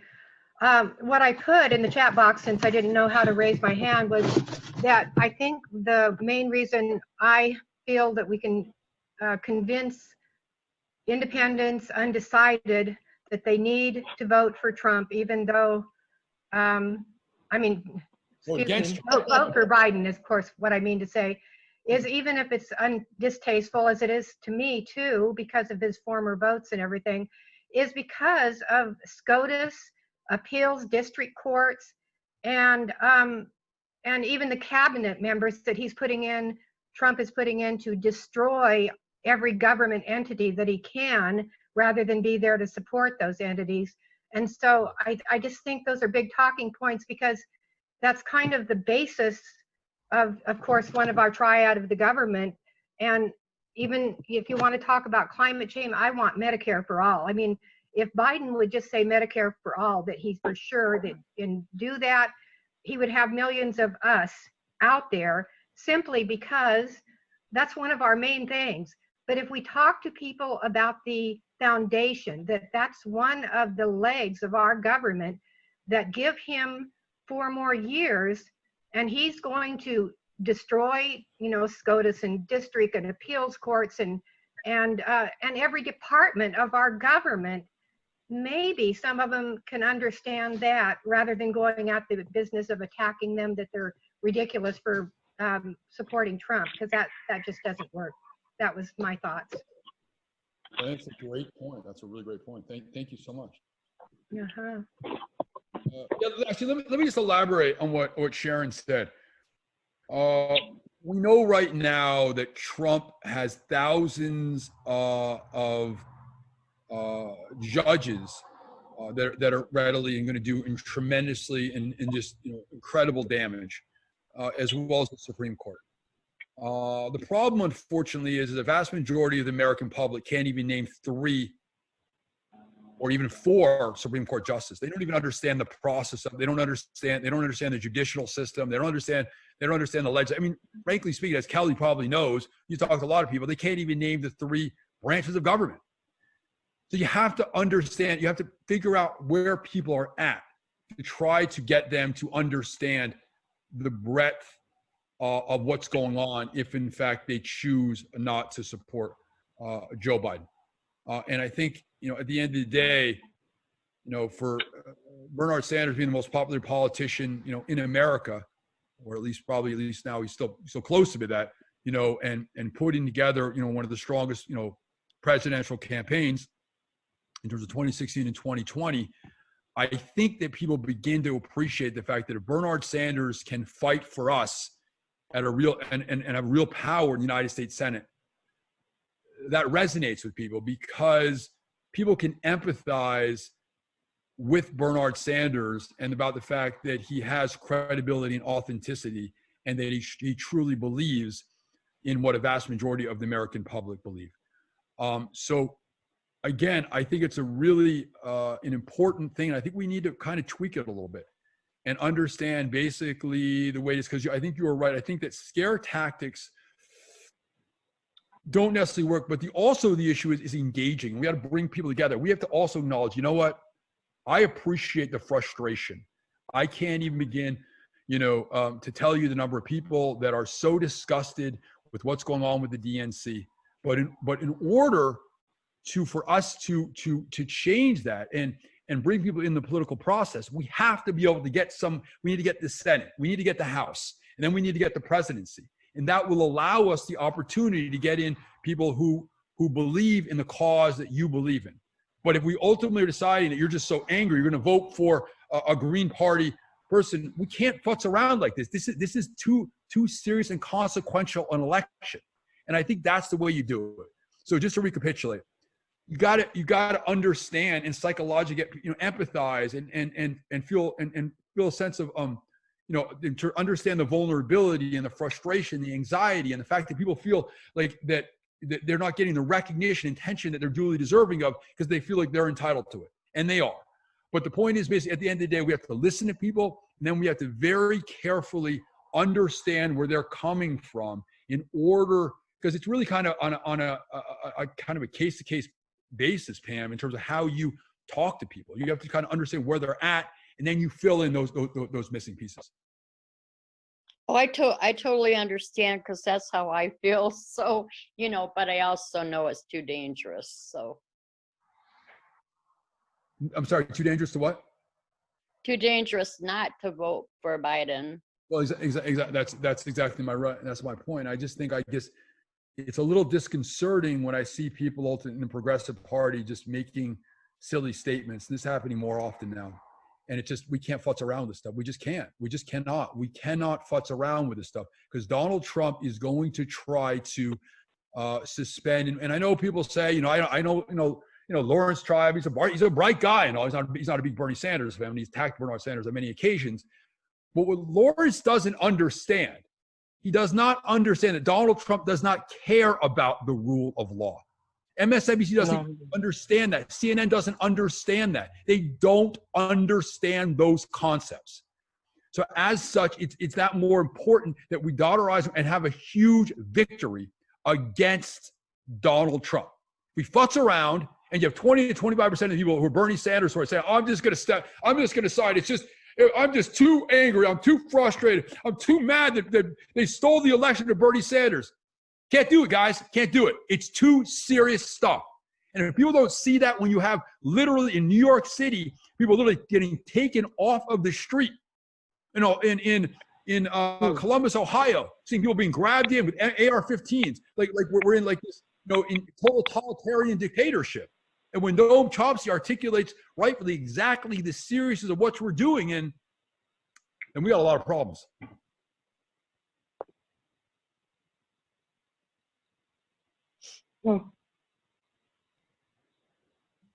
And then the other issue, of course, I haven't talked about is somebody just said here, Kelly, talking about even the doomsday clock and what's going on. That we're going closer and closer to 12 o'clock. So we're going to the point basically that we have such just concerns about nuclear. Oh my God, Trump's relationship to Putin. I know people don't want to hear this. Tough shit. I'm going to say it. The relationship between Putin and North Korea and all these other dictators. This is serious stuff, because Trump is not only he's a megalomaniac. But he's also he's a narcissist, and we have all of those things that come into play. That is deadly stuff, and so people have to understand this stuff at a real deep level. And they think basically, we're going to show the DNC and have Trump for like 4 years. Frankly speaking, we may not have a really a society or a nation that we're even going to have the opportunity to have a democratically elected president. I mean, if you have a situation, even if you have a scenario where if Trump wins another 4 years, then Trump is then going to try to put in his son or his daughter or somebody else or Mike Pence or whatever it is. This is what I think people don't understand. That's why it's so critically important that people understand the seriousness and have them fill in the details of why it is, not necessarily that that at the end of the day, ultimately, that it's almost they have to logically think about and connect in their brain why it's so crucial. If it's not Trump, then it's about the United States Senate, it's about the House of Representatives, and then it's a fill in somebody who a lot of people would not see as a very effective or effectual president, but that person can be pushed that much more as a result of the weakness of who Biden is.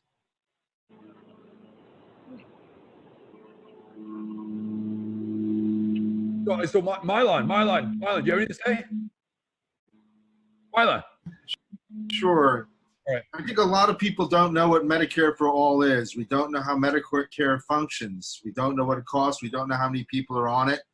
It costs about $600 billion a year. We don't know what it costs per patient.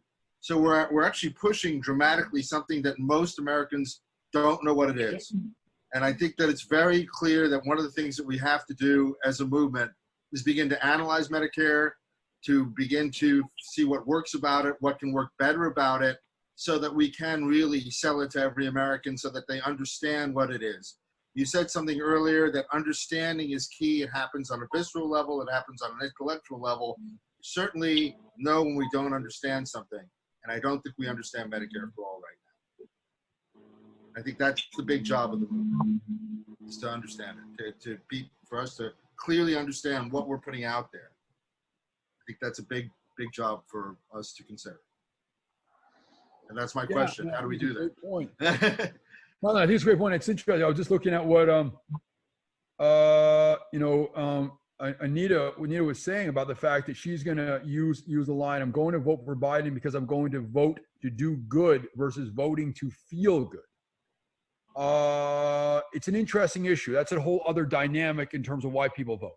So you have two. You have the intellectual component and you have the feeling. And what is so we know very clearly that one of the things that people look at is who do you want to have a beer with, right? That's one of the key criteria when you analyze and you think about a presidential candidate. Who makes you feel good, right? So you have a situation where Al Gore was Al Gore, right? He's the most boring human being in the face of humanity. I thought this is a boring human being, not much there. And then you have George Bush, who's a total moron, but you want to talk to because he just kind of makes you feel good. And I've been studying this stuff very, very deeply about kind of what kind of makes people tick and why people ultimately think the way they do and how they feel the way they and why they interact with people and all this other stuff. And so it's a really interesting point that Mylan makes in this stuff, because we have to understand at a deeper, more profound level about Medicare for all and how communicate effectively and get people even on the most basic level to even understand what Medicare for all is and how is it going to benefit them and how is it going to benefit their friends and how is it going to benefit things that are employed and how much is it going to cost and all these other issues. So these are all questions that I think are really critically important to address. And then of course Mylan and I have been working on a lot of interesting stuff in terms of tapping into people you wouldn't think about, like the NASCAR industry. So we know a vast majority of people who watch NASCAR don't have a lot of money. These people come in, they're not wearing masks, they're not, that's a whole other, they take it on there. Oh my God, I'm going to tell government to go fuck themselves, but I'm going to have the coronavirus. But you know what? I'm going to tell them so. Or I'm ultimately going to say, oh, I like Trump because Trump takes on the establishment, all this other shit.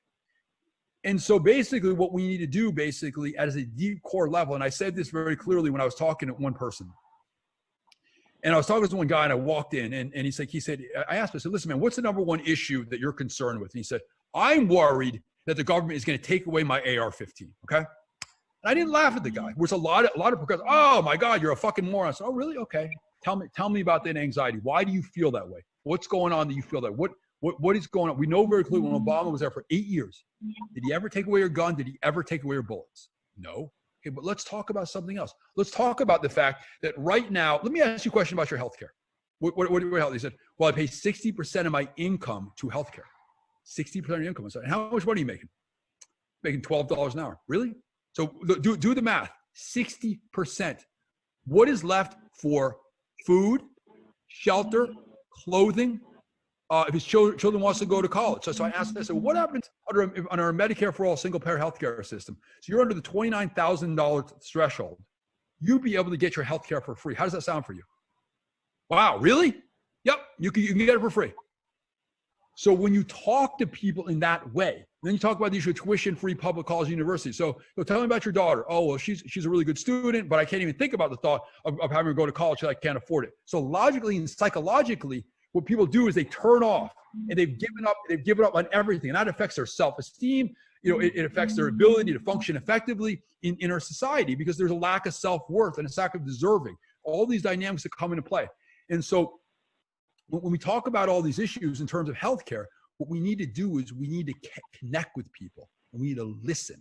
Listen is crucial. And unfortunately, the Progressive Party does not do a very good job. Listen, and a lot of progressives are very demeaning and condescending to a lot of working class folks who ultimately don't really understand what's going on.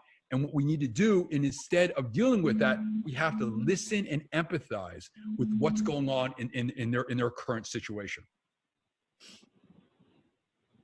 Anyone else have any thoughts about that? Because I think it's a good topic to talk about Medicare for all.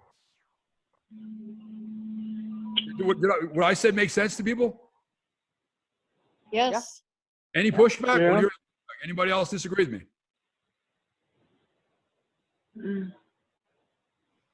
I think you're preaching to your peeps here, Levi. Okay. Okay. So yeah, no, I think, I think, just, I think we'll wrap it up unless anybody has any, feel free. If people want to ask any, question to me or anybody, I think this is maybe a time which I love this stuff because I do a lot of cross-examination in my job. So I think what's important right now, to be honest, we have an opportunity is ask the tough questions. Is there anything ultimately that, people disagree with or whatever? Because I think in order to effectuate change, people have to have the confidence and the ability and feel it's okay to ask the tough questions. Even if those questions may be upsetting to people, but our goal is to make things uncomfortable. We have to create an uncomfortable environment in order to come together. Because the problem is, unfortunately, a lot of people are walking on, walk on eggshells. They feel they're not confident to take on the politician or take on whoever it is in society. Because what's happened ultimately is that we have even the word doctor or you call somebody attorney schmuckety schmuck. But the point is basically we're all just human beings. That's a whole other interesting psychology about how it is that an attorney or a doctor gets preferential treatment, even in the way they use your name. If you don't call the doctor schmuckety schmuck, the person has an aneurysm, can't even function effectively. Or an attorney, oh my God, Levi, I went to law school for 18 years. I got 14 PhDs. And they were, you didn't treat me as such. No, sorry, I'm going to do it. Appreciate you doing well in terms of your job like that. But I'm not going to treat you any differently. The simple fact is we got to radically change that whole entire hierarchy. And we need to start treating people in a way, even politicians. I think we radically have to change the way politicians are talked about. You shouldn't have to, Senator Schmucky Schmuck or ultimately in the Senate, oh, my good friend, moron Smith, when the next day ultimately you hate that person like that. We got to be more honest and really just say things how it is. Because once we get that honesty together, once we get rid of that and really, really tap into that vulnerability. See, people ultimately need to become what's called, in my opinion, intellectually and emotionally naked. They got to go down to the core level, and they got to realize. And then everyone has to be built up. But we have to do this, and we got to do this soon because we can't futz around with this stuff. Because as more and more we talk, the more and more people right now ultimately are choosing not to go to their doctor because of the fact that they're terrified that they're gonna a huge bill that the insurance company is not going to help them out with. They're not going to go to the ambulance. They're not going to go with all these other dynamics come into play. So we have to really, really delve in those issues. And we have to also, as I talk about on Medicare for All, we have to talk to the people that we feel uncomfortable talking to. And that means in McDowell County, West Virginia, where 79% of those folks voted for Donald Trump. We have to ask the fundamental question as to why. And we have to ask all these questions in terms of privilege and re-understanding the term ultimately of terms of privilege and use different terminology so people are not turned off and then basically say, oh my God, wow, you ultimately think I'm privileged because of my skin color or whatever, where I'm ultimately making $8 an hour, I can barely function. Fine, I'm going to go to Donald Trump and I'm going to show you. So those are the things we need to do. And I'll let it go with this in terms of when you analyze the Democrat and the Republican Party. The Democratic Party, the problem with the Democratic Party is what they do in many ways, they take away a lot of low-income and working-class people's self-esteem and self-worth. And they say, you know what, ultimately, at the end of the day, I'm going to judge you for 18 different reasons, and that's basically it. And the Republican Party says, you know what, in a superficial fake level, but they say, you know what, we care about you. But by the way, we're going to cut your Social Security, Medicaid, and Medicare, and we're going to keep you at $8 an hour. But you know what? They believe it because once you take away somebody's self-esteem and their self-worth, you really cannot get those folks back. But the Republican Party can say, hey, listen, by the way, no hard feelings. Listen, we're giving you $8 an hour. But you know why? Because if not, your job is going off to Mexico. And so that's the difference. So what we need to do is we need to tap in. We need to really, really engage people. And we really need to improve people's self-worth and self-esteem and say, you know what? You matter. We want you involved at a very heavy level regarding in terms of the Democratic Party, in terms of, Democratic National, Committee, we need to push them and demand that everybody has a right to vote on this thing, not just people ultimately who are the elitists of the world and ultimately look at life on a much different level. And as I said, we can do this because we have just in social media, just on Bernard Sanders, we have 26.7 million people that we haven't even engaged. So we have to figure out how to do it. And that means even simple things like doing Zoom calls like this, or talking to 9 different people and talking to people we feel, uncomfortable with talking to, but getting a little nervous and getting a little sweaty, and really, really stop and getting rid of these images that we have about Trump supporters. I appreciate Michael Moore very much, but he's fundamentally wrong when he says we need to get rid of it. Basically, we need to just discard all Trump supporters. That is cuckoo for Cocoa Puffs. You cannot do that. We cannot do that.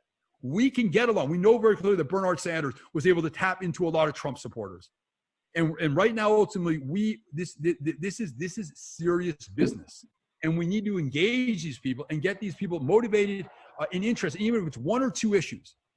Because at the end of the day, if we can do this, we can revitalize democracy. And we can totally and radically change the way in which people think politically, emotionally, psychologically, as well as legally. So we have that ability. And that's the beauty of being in the 21st century. We have the ability to engage, and even with the horror and insanity in terms of what's going on with the coronavirus, it gives us an opportunity to engage with people at a different level that we have not been able to engage in before. That's my speech, and I'm sticking to it.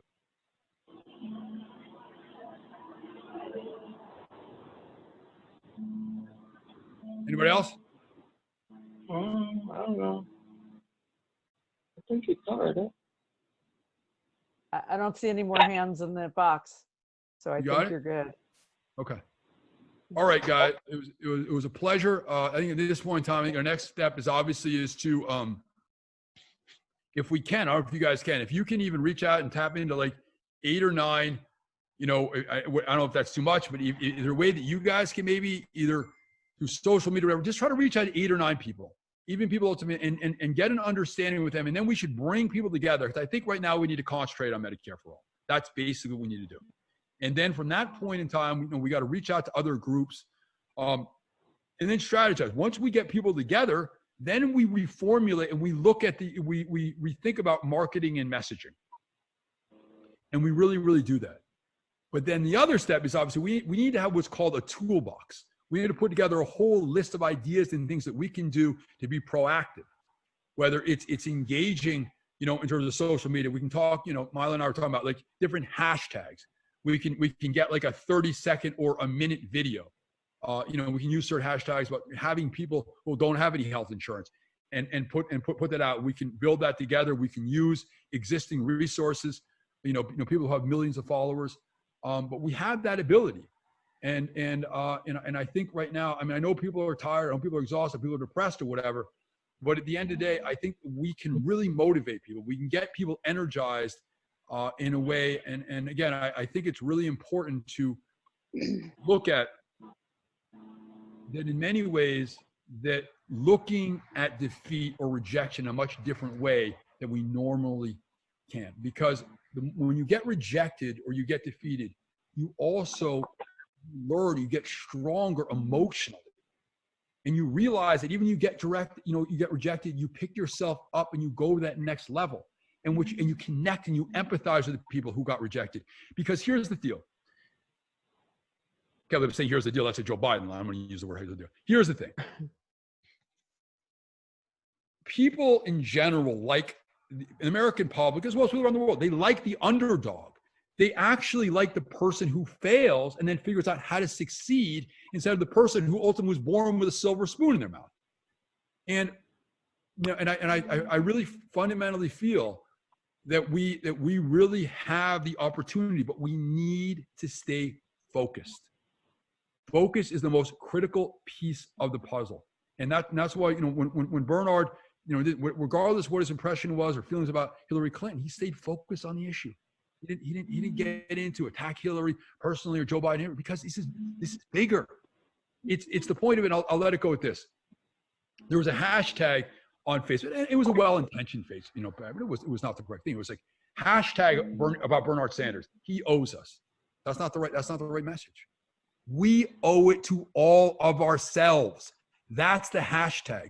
We owe it to all of ourselves. And that's kind of where I'm going to end it. So again, last time, anyone else has any thoughts or feelings? Pretty much done. Yeah, Levy, can I just put one plug in for an action? The delegates who have signed the pledge that say, the resolution that says we will not support a platform without Medicare for all, are trying to have an action, sort of like during the campaign, if everybody remembers my Bernie story, what the campaign did was one day, one time, everybody went online with the same hashtag and their personal stories to say, this is, in that case, why I support Bernie. We want everybody to do that for why I support Medicare for all. And we're slated to do that on August 11th. Eastern time would be 3 p.m., Pacific time, noon. What we're asking is far beyond the delegates, again, for everyone to reach out to all of your networks, to have people go on any form, whether it's they still email their friends or whether they're good with social media, go on any formats and reach out to all of your networks and ask people to say, this is why I want Medicare for all. To send a message to the Democratic Party to let them know that it's not okay to just ignore this during a pandemic, that it's really important. And also to please remember when you do that, there's a big difference between me saying, I'm a cancer survivor, I support Medicare for all, as opposed to I'm a cancer survivor, and when I was diagnosed with a really rare form of cancer and I wrote to my insurance company because every doctor said I needed to go to Brigham Hospital in Boston, they wrote back and turned me down. And why did they turn me down? Profits. You know, why when every doctor tells, so anyway, just to illustrate, Let me elaborate on that, Sonia. Let me elaborate on that point. Let me elaborate on what you're saying. Sure. Bigger issue is this. Insurers are terrified if, in fact, you also add your congressman. For instance, when certain people ultimately said, "Hey, by the way, I'm having problems regarding getting, drugs, regarding diabetes or whatever the fact is," when they also added Bernard Sanders' name to the equation, the insurance companies said, "Oh my God! We got Bernard Sanders. We're going to change our tune." So we have to. That's another issue. It's great to do, and I think that's fantastic. But you also have to figure out the connection and the anxiety that insurance companies had to being exposed who they are. And that's a whole other interesting issue we should talk about regarding. There's a whole topic. I mean, maybe we'll spend a couple of minutes on this issue about boycotts, because unfortunately we're not doing a good job in this area. And we can do a good job on this stuff. I was asked to repeat that date and time, so I'm just going to do that real quick. Please. August 11th, noon Pacific time, 3 p.m. Eastern time. Everybody else figure it out. The hashtag that we're using right this minute, because we really didn't have anyone guiding us and helping us with branding, is just simply hashtag M4ANOW. Yeah, so, there's definitely better. I'll give you some better hashtags. That's okay. Yeah. We definitely, we're so grassroots. We definitely need some help with this. But there are people scrambling around trying to make events and flyers. And it's really good, but you have to get something that's sexy. You have to understand the way these hashtags work. It has to go viral, and I think it's okay, but it's kind of mundane. It's not. Okay. Not to let put you me down. know how no, not at all. We want the help. We just don't know where to go for it. We don't know who to ask. We'll do it. Okay, we'll do it. And maybe other people have any ideas. I've got some suggestions that I can put together. Thank you. As well. But I think it's fantastic that we now have an actual date and a time. And then we got to figure out how to mobilize people and figure out the best thing to do is that can we get an understanding about how many people can we bring things together about how many people know about this? So it's great. So what do we have, Sonia, in the way around the country that are we telling so presumably delegates from all the states are telling people to do this? Yeah, no, actually, so this is starting with the 700 or so delegates that have signed off on that resolution. Those delegates currently are reaching out to Biden and Warren and any other delegates that we think that we can also get to sign on. And then, the thought was, of course, a lot of these delegates are also big organizers and big activists. So we sort of said, well, yeah, we shouldn't limit it to us. We should we're definitely going to set it that day and time in the hopes that we get it, some traction on it, but we definitely want everyone else to join in.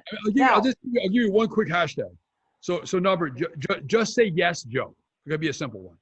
Just say yes. So what you got to do is you got to think. You can go that you can use that and just say yes. For Medicare, however you want to do it, you can do it. But what you want to do is you want to create a situation that you instill guilt almost. And you create an environment where you ultimately get. And so when Joe goes and he sees this stuff, and Joe, of course, is supposedly a big guy who's into, empathy, and vulnerability and all that. So we can strategize. Hey, Joe, you're the empathy and vulnerability.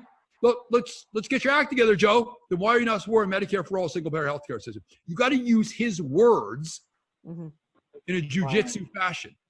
I like the two of them together for sure, so that people know what we're talking about. But yeah, I like that. I love that.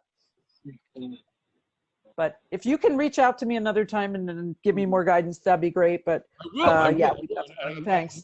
I love what you're doing. I think it's fantastic. So yeah, we can put together that for sure. Okay, and thanks to everyone on here. If you can help with that, we appreciate it.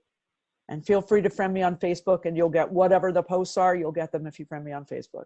All right, why don't we just go to 2/3? We got 6 more minutes because there's a couple of other interesting topics, and I appreciate you guys staying on and a beautiful Sunday.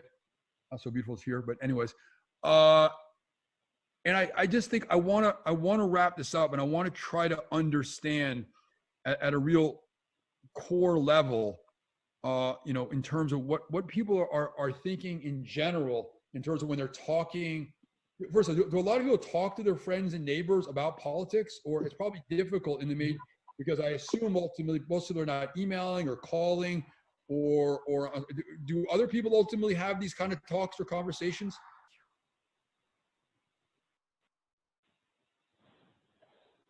You can't really figure out how you talk on these things. Can you hear me? Yep, I can hear you. Okay, this is Joan. No, I don't. I live a pretty solitary life, so I don't speak to anyone. But as far as the Medicare for all, what I think is going to happen is, I put it in the comments because I didn't know if you could hear me. Trump's going to steal your thunder on that. And it's going to be a lie, but people are going to fall for it. So that's why the DNC has to move on Medicare. That's not a negative. That's a fine. So ultimately, so let me elaborate. So what, in terms of Medicare for all, that Trump's going to steal our thunder? Great. We want Trump to steal our thunder. We want Trump. If Trump ultimately is going to say, hey, listen, by the way, Joe, I'm pushing you, Joe. And Joe's like, no, I want to outcompete you, Trump. And the point is that that's actually positive. If Trump ultimately wants to become more, quote, progressive than Biden. And so right, that's what he's going to do. But but will Biden take the bait and move to the left? I don't think that's going to happen because you've got 100 billionaires there that want to protect their assets.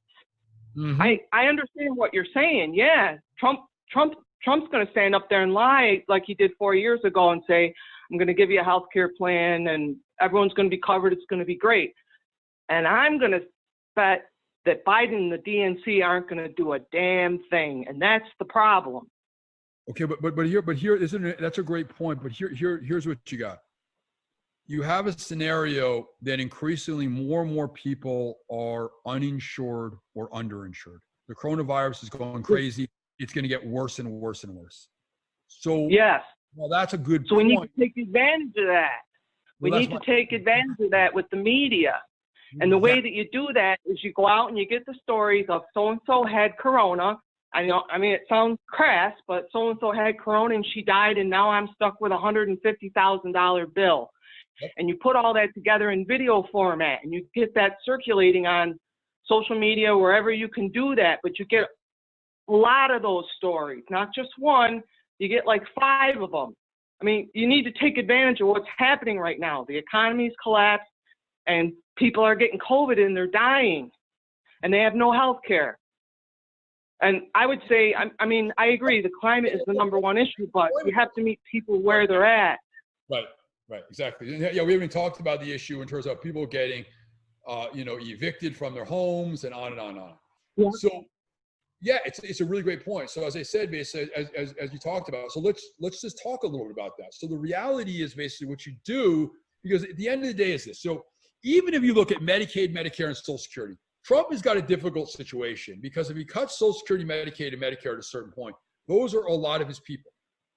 And so he has to walk that fine line. And right now, Trump, I mean, it's not correct what the polls are saying. That's not accurate. That's because CNN and MSNBC hates Trump.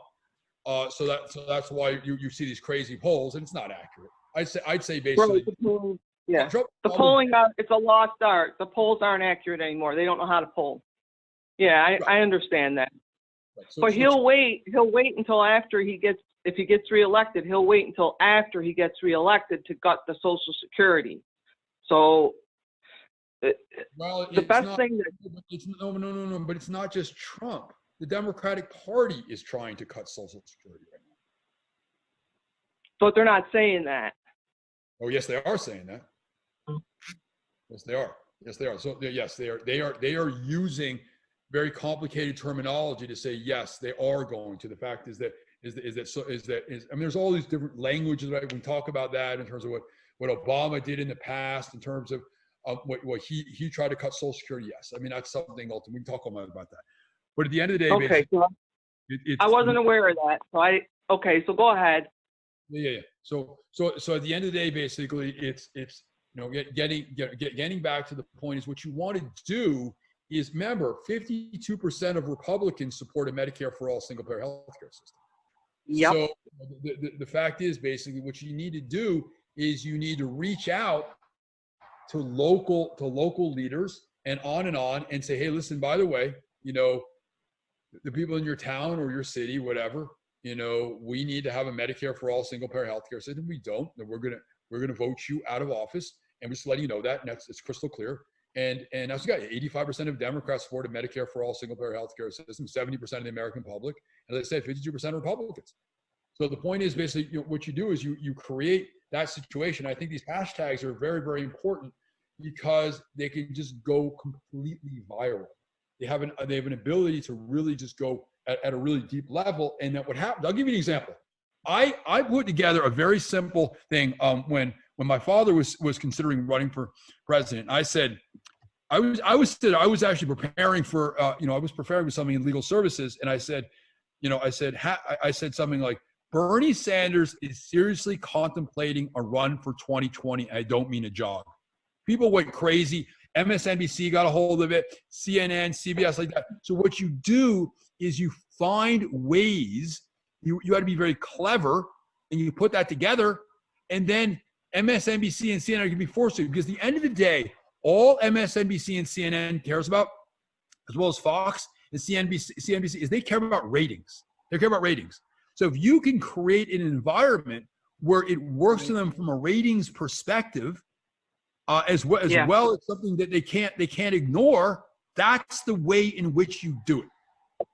Right, and emotions are what they like. So that's why what you do with COVID, what's going on right now with COVID, is you get together the stories of people, horrific stories of people who died from COVID, and they're left with this bill, and now I'm getting evicted, and on and on and on. And you make sure that it's really emotional, because if you remember, when Bernie had the town hall and the man stood up and said, I'm going to kill myself, that went viral. Why did it go viral? Because it was emotional. And that's what those cable news works deal in, emotion. They love it.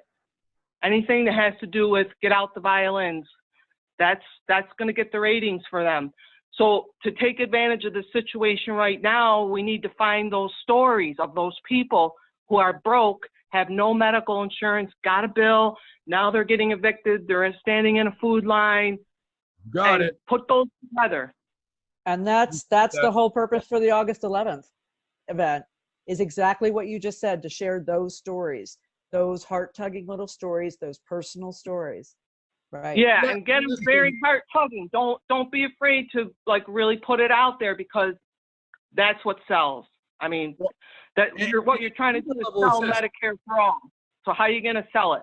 Emotions are what sell things. That's what draws people in. Yeah, I agree. So at a deeper level, ultimately, I have a situation. So for instance, I'm not a big fan of Walmart, but somebody called me up and they say, hey, by the way, Levi, I got 500 people who are saying right now that they are terrified about going to work because of the coronavirus. They're not getting the proper they're not dealing with what's going on there. The Walmart is not doing a good job of addressing this issue. So what you do is you tap into also specific groups that people that is important to them, that they think about in terms of Walmart or whatever it is. So we talk about Amazon, how horribly Amazon pays people. We deal with all that stuff. So it's one thing to do what's good at individual level, but you also want to tap into actual people who are in places, because psychologically people see, oh my God, we have 800 Walmart employees who supported Medicare for all, single payer out there. So that is extraordinary. So that's the next step we got to deal with, or the issue of Amazon workers, or on and on. Those are the ways that you really, really begin to bring people together. I don't know. Did people just see that, this amazing stuff that people just said about the DNC platform committee vote? I don't know. This is incredible. This is incredible. We can go through. I'm going to go over some of these people just so you guys understand the full context of these people.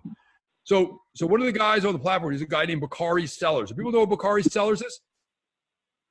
Yeah, I think I do. Yeah, I think so. All right, but Bakari Sellers is a guy who, just a kind of a laughable, Democrat, ultimately kind of a corporate guy, works in a corporate law firm, et cetera, et cetera. So when I look at these people, it's really quite remarkable. I mean, look at these people. I can see why none of these people, why you're not doing well in terms of Medicare for all. I mean, you just go through this stuff, but this is a remarkable situation. I mean, you just look at it's incredible. If you guys take a look at this list, it is extraordinary. So, what obviously needs to happen, as Kelly was talking about, radically look at the way in which this whole entire committee is put together and formed. Oh my God, this is amazing to look at this group. Oof, oof, oof, oof, oof. Not a good group of people. All right, this is very helpful to look at these people. So yeah, people take a look at this group and see what's going on. That's another interesting issue. Now that you got these people's particular, I don't know, we have email addresses? No, okay. So we have Facebook stuff or whatever. So if somebody said to Bakari, hey Bakari, what is your stance on Medicare for all? My understanding is that you didn't support it. Okay, Bakari, we will make sure that in fact that we make it abundantly clear that in the future, if you run for anything, that we will communicate very effectively that you didn't support Medicare for all, despite 85% of Democrats that did. So you use that through Twitter. I mean, we got Twitter, we got Bakari's Twitter handle, and we got his Facebook handle. So that's how you do this stuff. So you see this list, right? Sonia? I'm not. Sorry about that. I had to check a text. What? Sonia, did you see the list that was just sent to us regarding the No, I did not. And Medicare for all? You have that, right? I think I have it somewhere, but I did not look into it. Why? But are people aware of who these people are, though? We have and who they represent. Yeah, we have at times, again, as delegates, tried to find out who did what, who signed what. I think I did see this one actually, if it's platform, or it might have been rules. It's just incredibly hard to get. So that is gold, what you're looking at right there. Somebody went through a lot of effort to get it, I'm sure. Exactly. But no, I haven't looked at it. We got to figure out the best way in which to utilize this and address this stuff. So. Okay. Apparently Adam has his hand up if he hasn't spoken yet. Yeah, sure. Adam. Hey, Adam, what's up, brother? How you doing, man? Hi, good. Thanks for doing this today. I met you down at the Field of Dreams game, so I appreciate you having this call today. Yeah. I wanted to ask you about Medicare for all, and Joe Biden has said he supports the public option. I definitely agree we should all continue to push for Medicare for all, and hopefully, we can get some movement on that. But if he sticks with the public option, and if he actually tries to implement the public option, do you think that could be a Medicare type option that could be more affordable? And is that something that could eventually lead to Medicare for all, a pathway to Medicare for all? What are your thoughts on that? Great question. The first thing ultimately what you have to do is you have to push people. So the way you do it is you don't necessarily attack somebody. You analyze.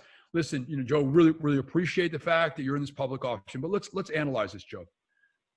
Why ultimately not have under the Affordable Care Act?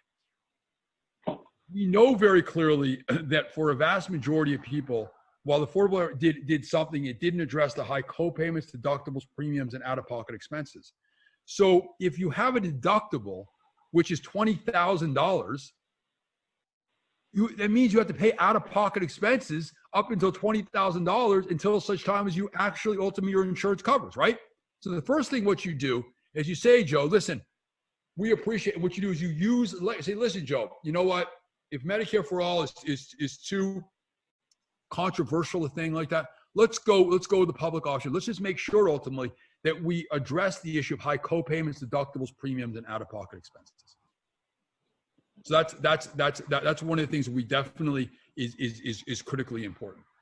And then say, Joe, in addition, obviously, we have a scenario. I think you understand, Joe, because I know ultimately you're concerned about elderly folks, and we need to make sure ultimately that in terms of or people who need nursing homes, that we ensure the fact that people have the ability to because nursing homes right now are completely unaffordable. Or ultimately, we talk about, Joe, we know ultimately, Joe, that you are a very empathetic guy. We know that very clearly. You've talked a lot about empathy and vulnerability and all this other stuff. So, Joe, let's talk about that. Let's address those issues in terms of that. We know, obviously, that in fact, you are obviously, we know that you want everybody to have eyeglasses. We know everybody want dental care, and we want everybody to have hearing aids. We know that, Joe. So what you do is you phrase it in those terms. And so, and then you push them, and basically you give him something that he really can't contradict. And then you say, and Joe, and by the way, just to let you know, that you have 85% of Democrats that support a Medicare single payer healthcare system, Joe.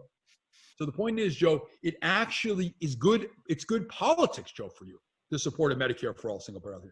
And Joe, 7 out of 10 people in the general public, Americans support a Medicare for all single payer healthcare. And Joe, even these big bad Republicans, at a 52% of them supported Medicare. So Joe, don't you want to fit in? Don't you want to be with everybody else, Joe? That's my. I mean, I'd have to analyze a little more deeply in terms of what exactly, what is Joe? Because I think everything is kind of like, but that's kind of the way in which you go about these processes. And then you ultimately bring in Black Lives Matter and Medicare for all, and then you put together a very strong video, and you talk about why it's essential and why it's important. That we have that we work closely with both Black Lives Matter and Medicare for all to ensure that everybody have health care as a human right. Levi, I'm gonna cut in just to remind you had said about, I don't know, it's like 20 minutes or so ago, we're gonna go on for 6 minutes. So I just want you to know, since I've designated I've sort of been left timekeeper by Vivian to just bring that up to you. Good. Yeah, let's do this, guys. You're right. We go on and on. This is a passionate subject, I think, for all of us. So why don't we try one more time? I'm not very good at asserting myself. Let's go this one more time. Let's go for another. If it works for you guys, you want to do for 10 more minutes? Everybody give me 10 more minutes. I actually have to leave you too because I have a meditation at 3. But that's anyway, not a problem. Okay, I appreciate it. Thank you so much. Sure. Thank you. So guys, I think this is really the discussion that we need to have, because at the end of the day, those are great questions, and you got to hold people accountable, and you got to figure out ways in which to contradict the arguments, the laughable arguments that the moderate Democrats or conservative Democrats are saying about why we can't have a Medicare for all single payer healthcare system. So what they use is the fact, number one, that in fact it's going to be too costly, right? It's all about cost. Or ultimately, oh my! So Joe Biden actually made a statement in terms of one of the last debates. He said, I don't know if you guys know this, but after he was on the debate, he was interviewed, and he straight up said this. He said, Vermont tried a Medicare for all single-payer healthcare system, and they had it, and they decided to reject it. That's just patently untrue. That's just completely false. And so that's kind of, we can talk about other countries in the world. We know ultimately, Burns talked in depth about the fact that, we are the few people, industrialized countries in the world that are ultimately, that don't have healthcare, in terms of one form or the other. So that's kind of where we're at.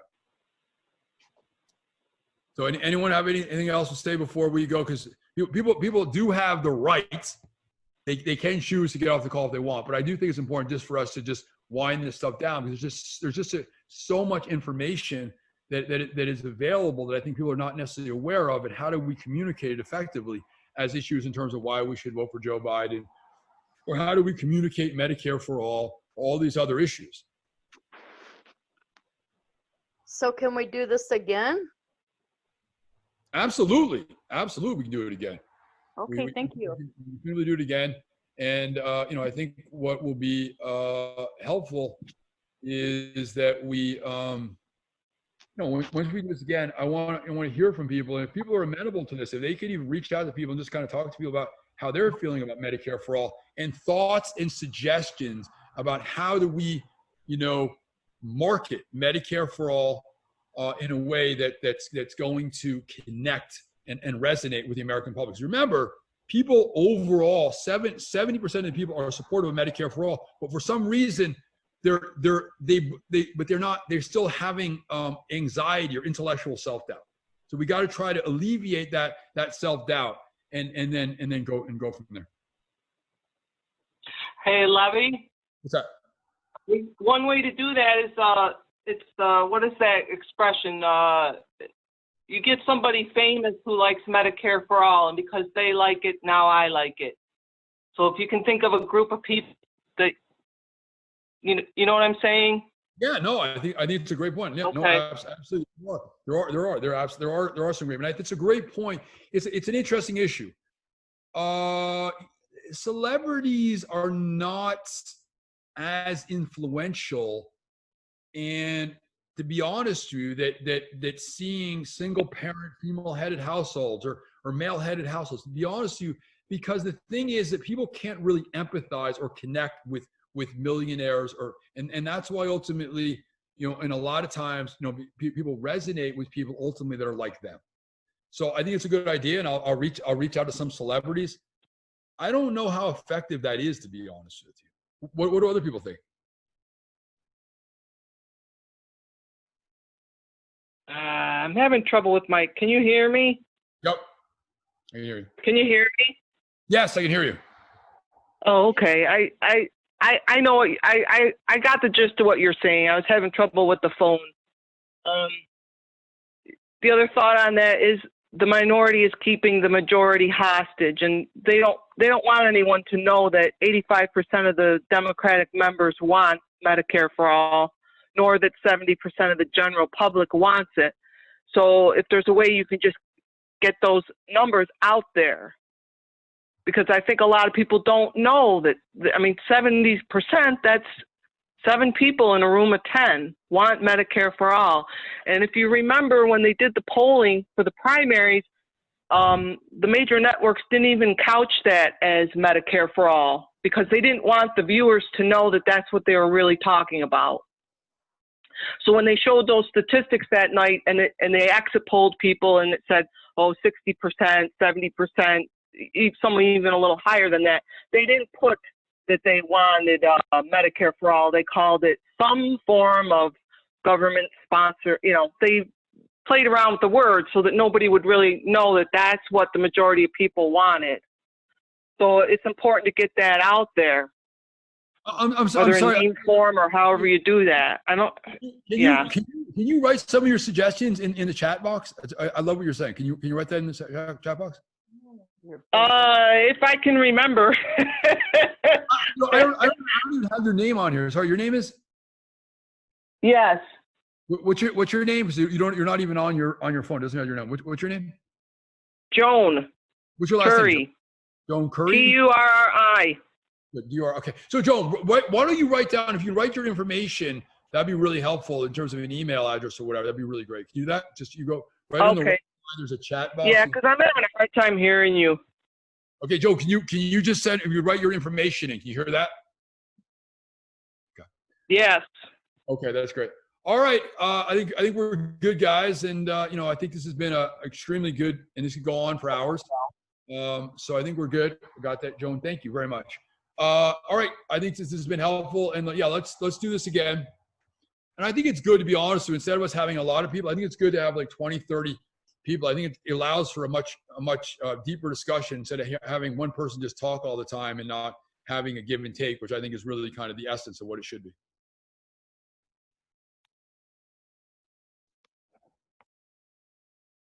All right, guys, I think we're good. All right. Thanks. All right. Hey, thanks so much. So you guys got that really good. Was that helpful to people having that that spreadsheet? Was that good stuff? Is that new stuff we got? And now we know Bakari sellers and a lot of these people who are on this committee. Yeah, absolutely. That's pretty good. Then we should add to that. We can figure that out. We should add to it. And I don't know if that's supposed to be publicly editable. Can I add contact information for those people? Because we've already compiled a good chunk of it. Yeah, I don't know unless somebody else who said it. Is there anybody else who is concerned about? I don't know the particulars. Whoever submitted it. Is everybody okay with that? Whoever submitted it, they left. Let me figure it out. But I don't know. They left it there. I presume they didn't say that it wasn't publicly edible, right? I don't think there's any issue there. So figure that out. Okay. I mean, they provided it, unless I don't, All right, let me reach out to one that person is, but I think you'll probably be all set for that stuff. So, all right, guys, listen, pleasure doing business with you. So we'll do this again, and then I think we'll slowly just kind of gradually kind of bring other people together, and then slowly but surely just kind of put together these ideas, and then we can, figure out marketing and messaging regarding some of the stuff we talked about. All right. Appreciate that, guys. Thanks for your time. I appreciate it. Thank you. Thank you, everybody. Thanks a lot. Oh, you're back. All right. Thanks.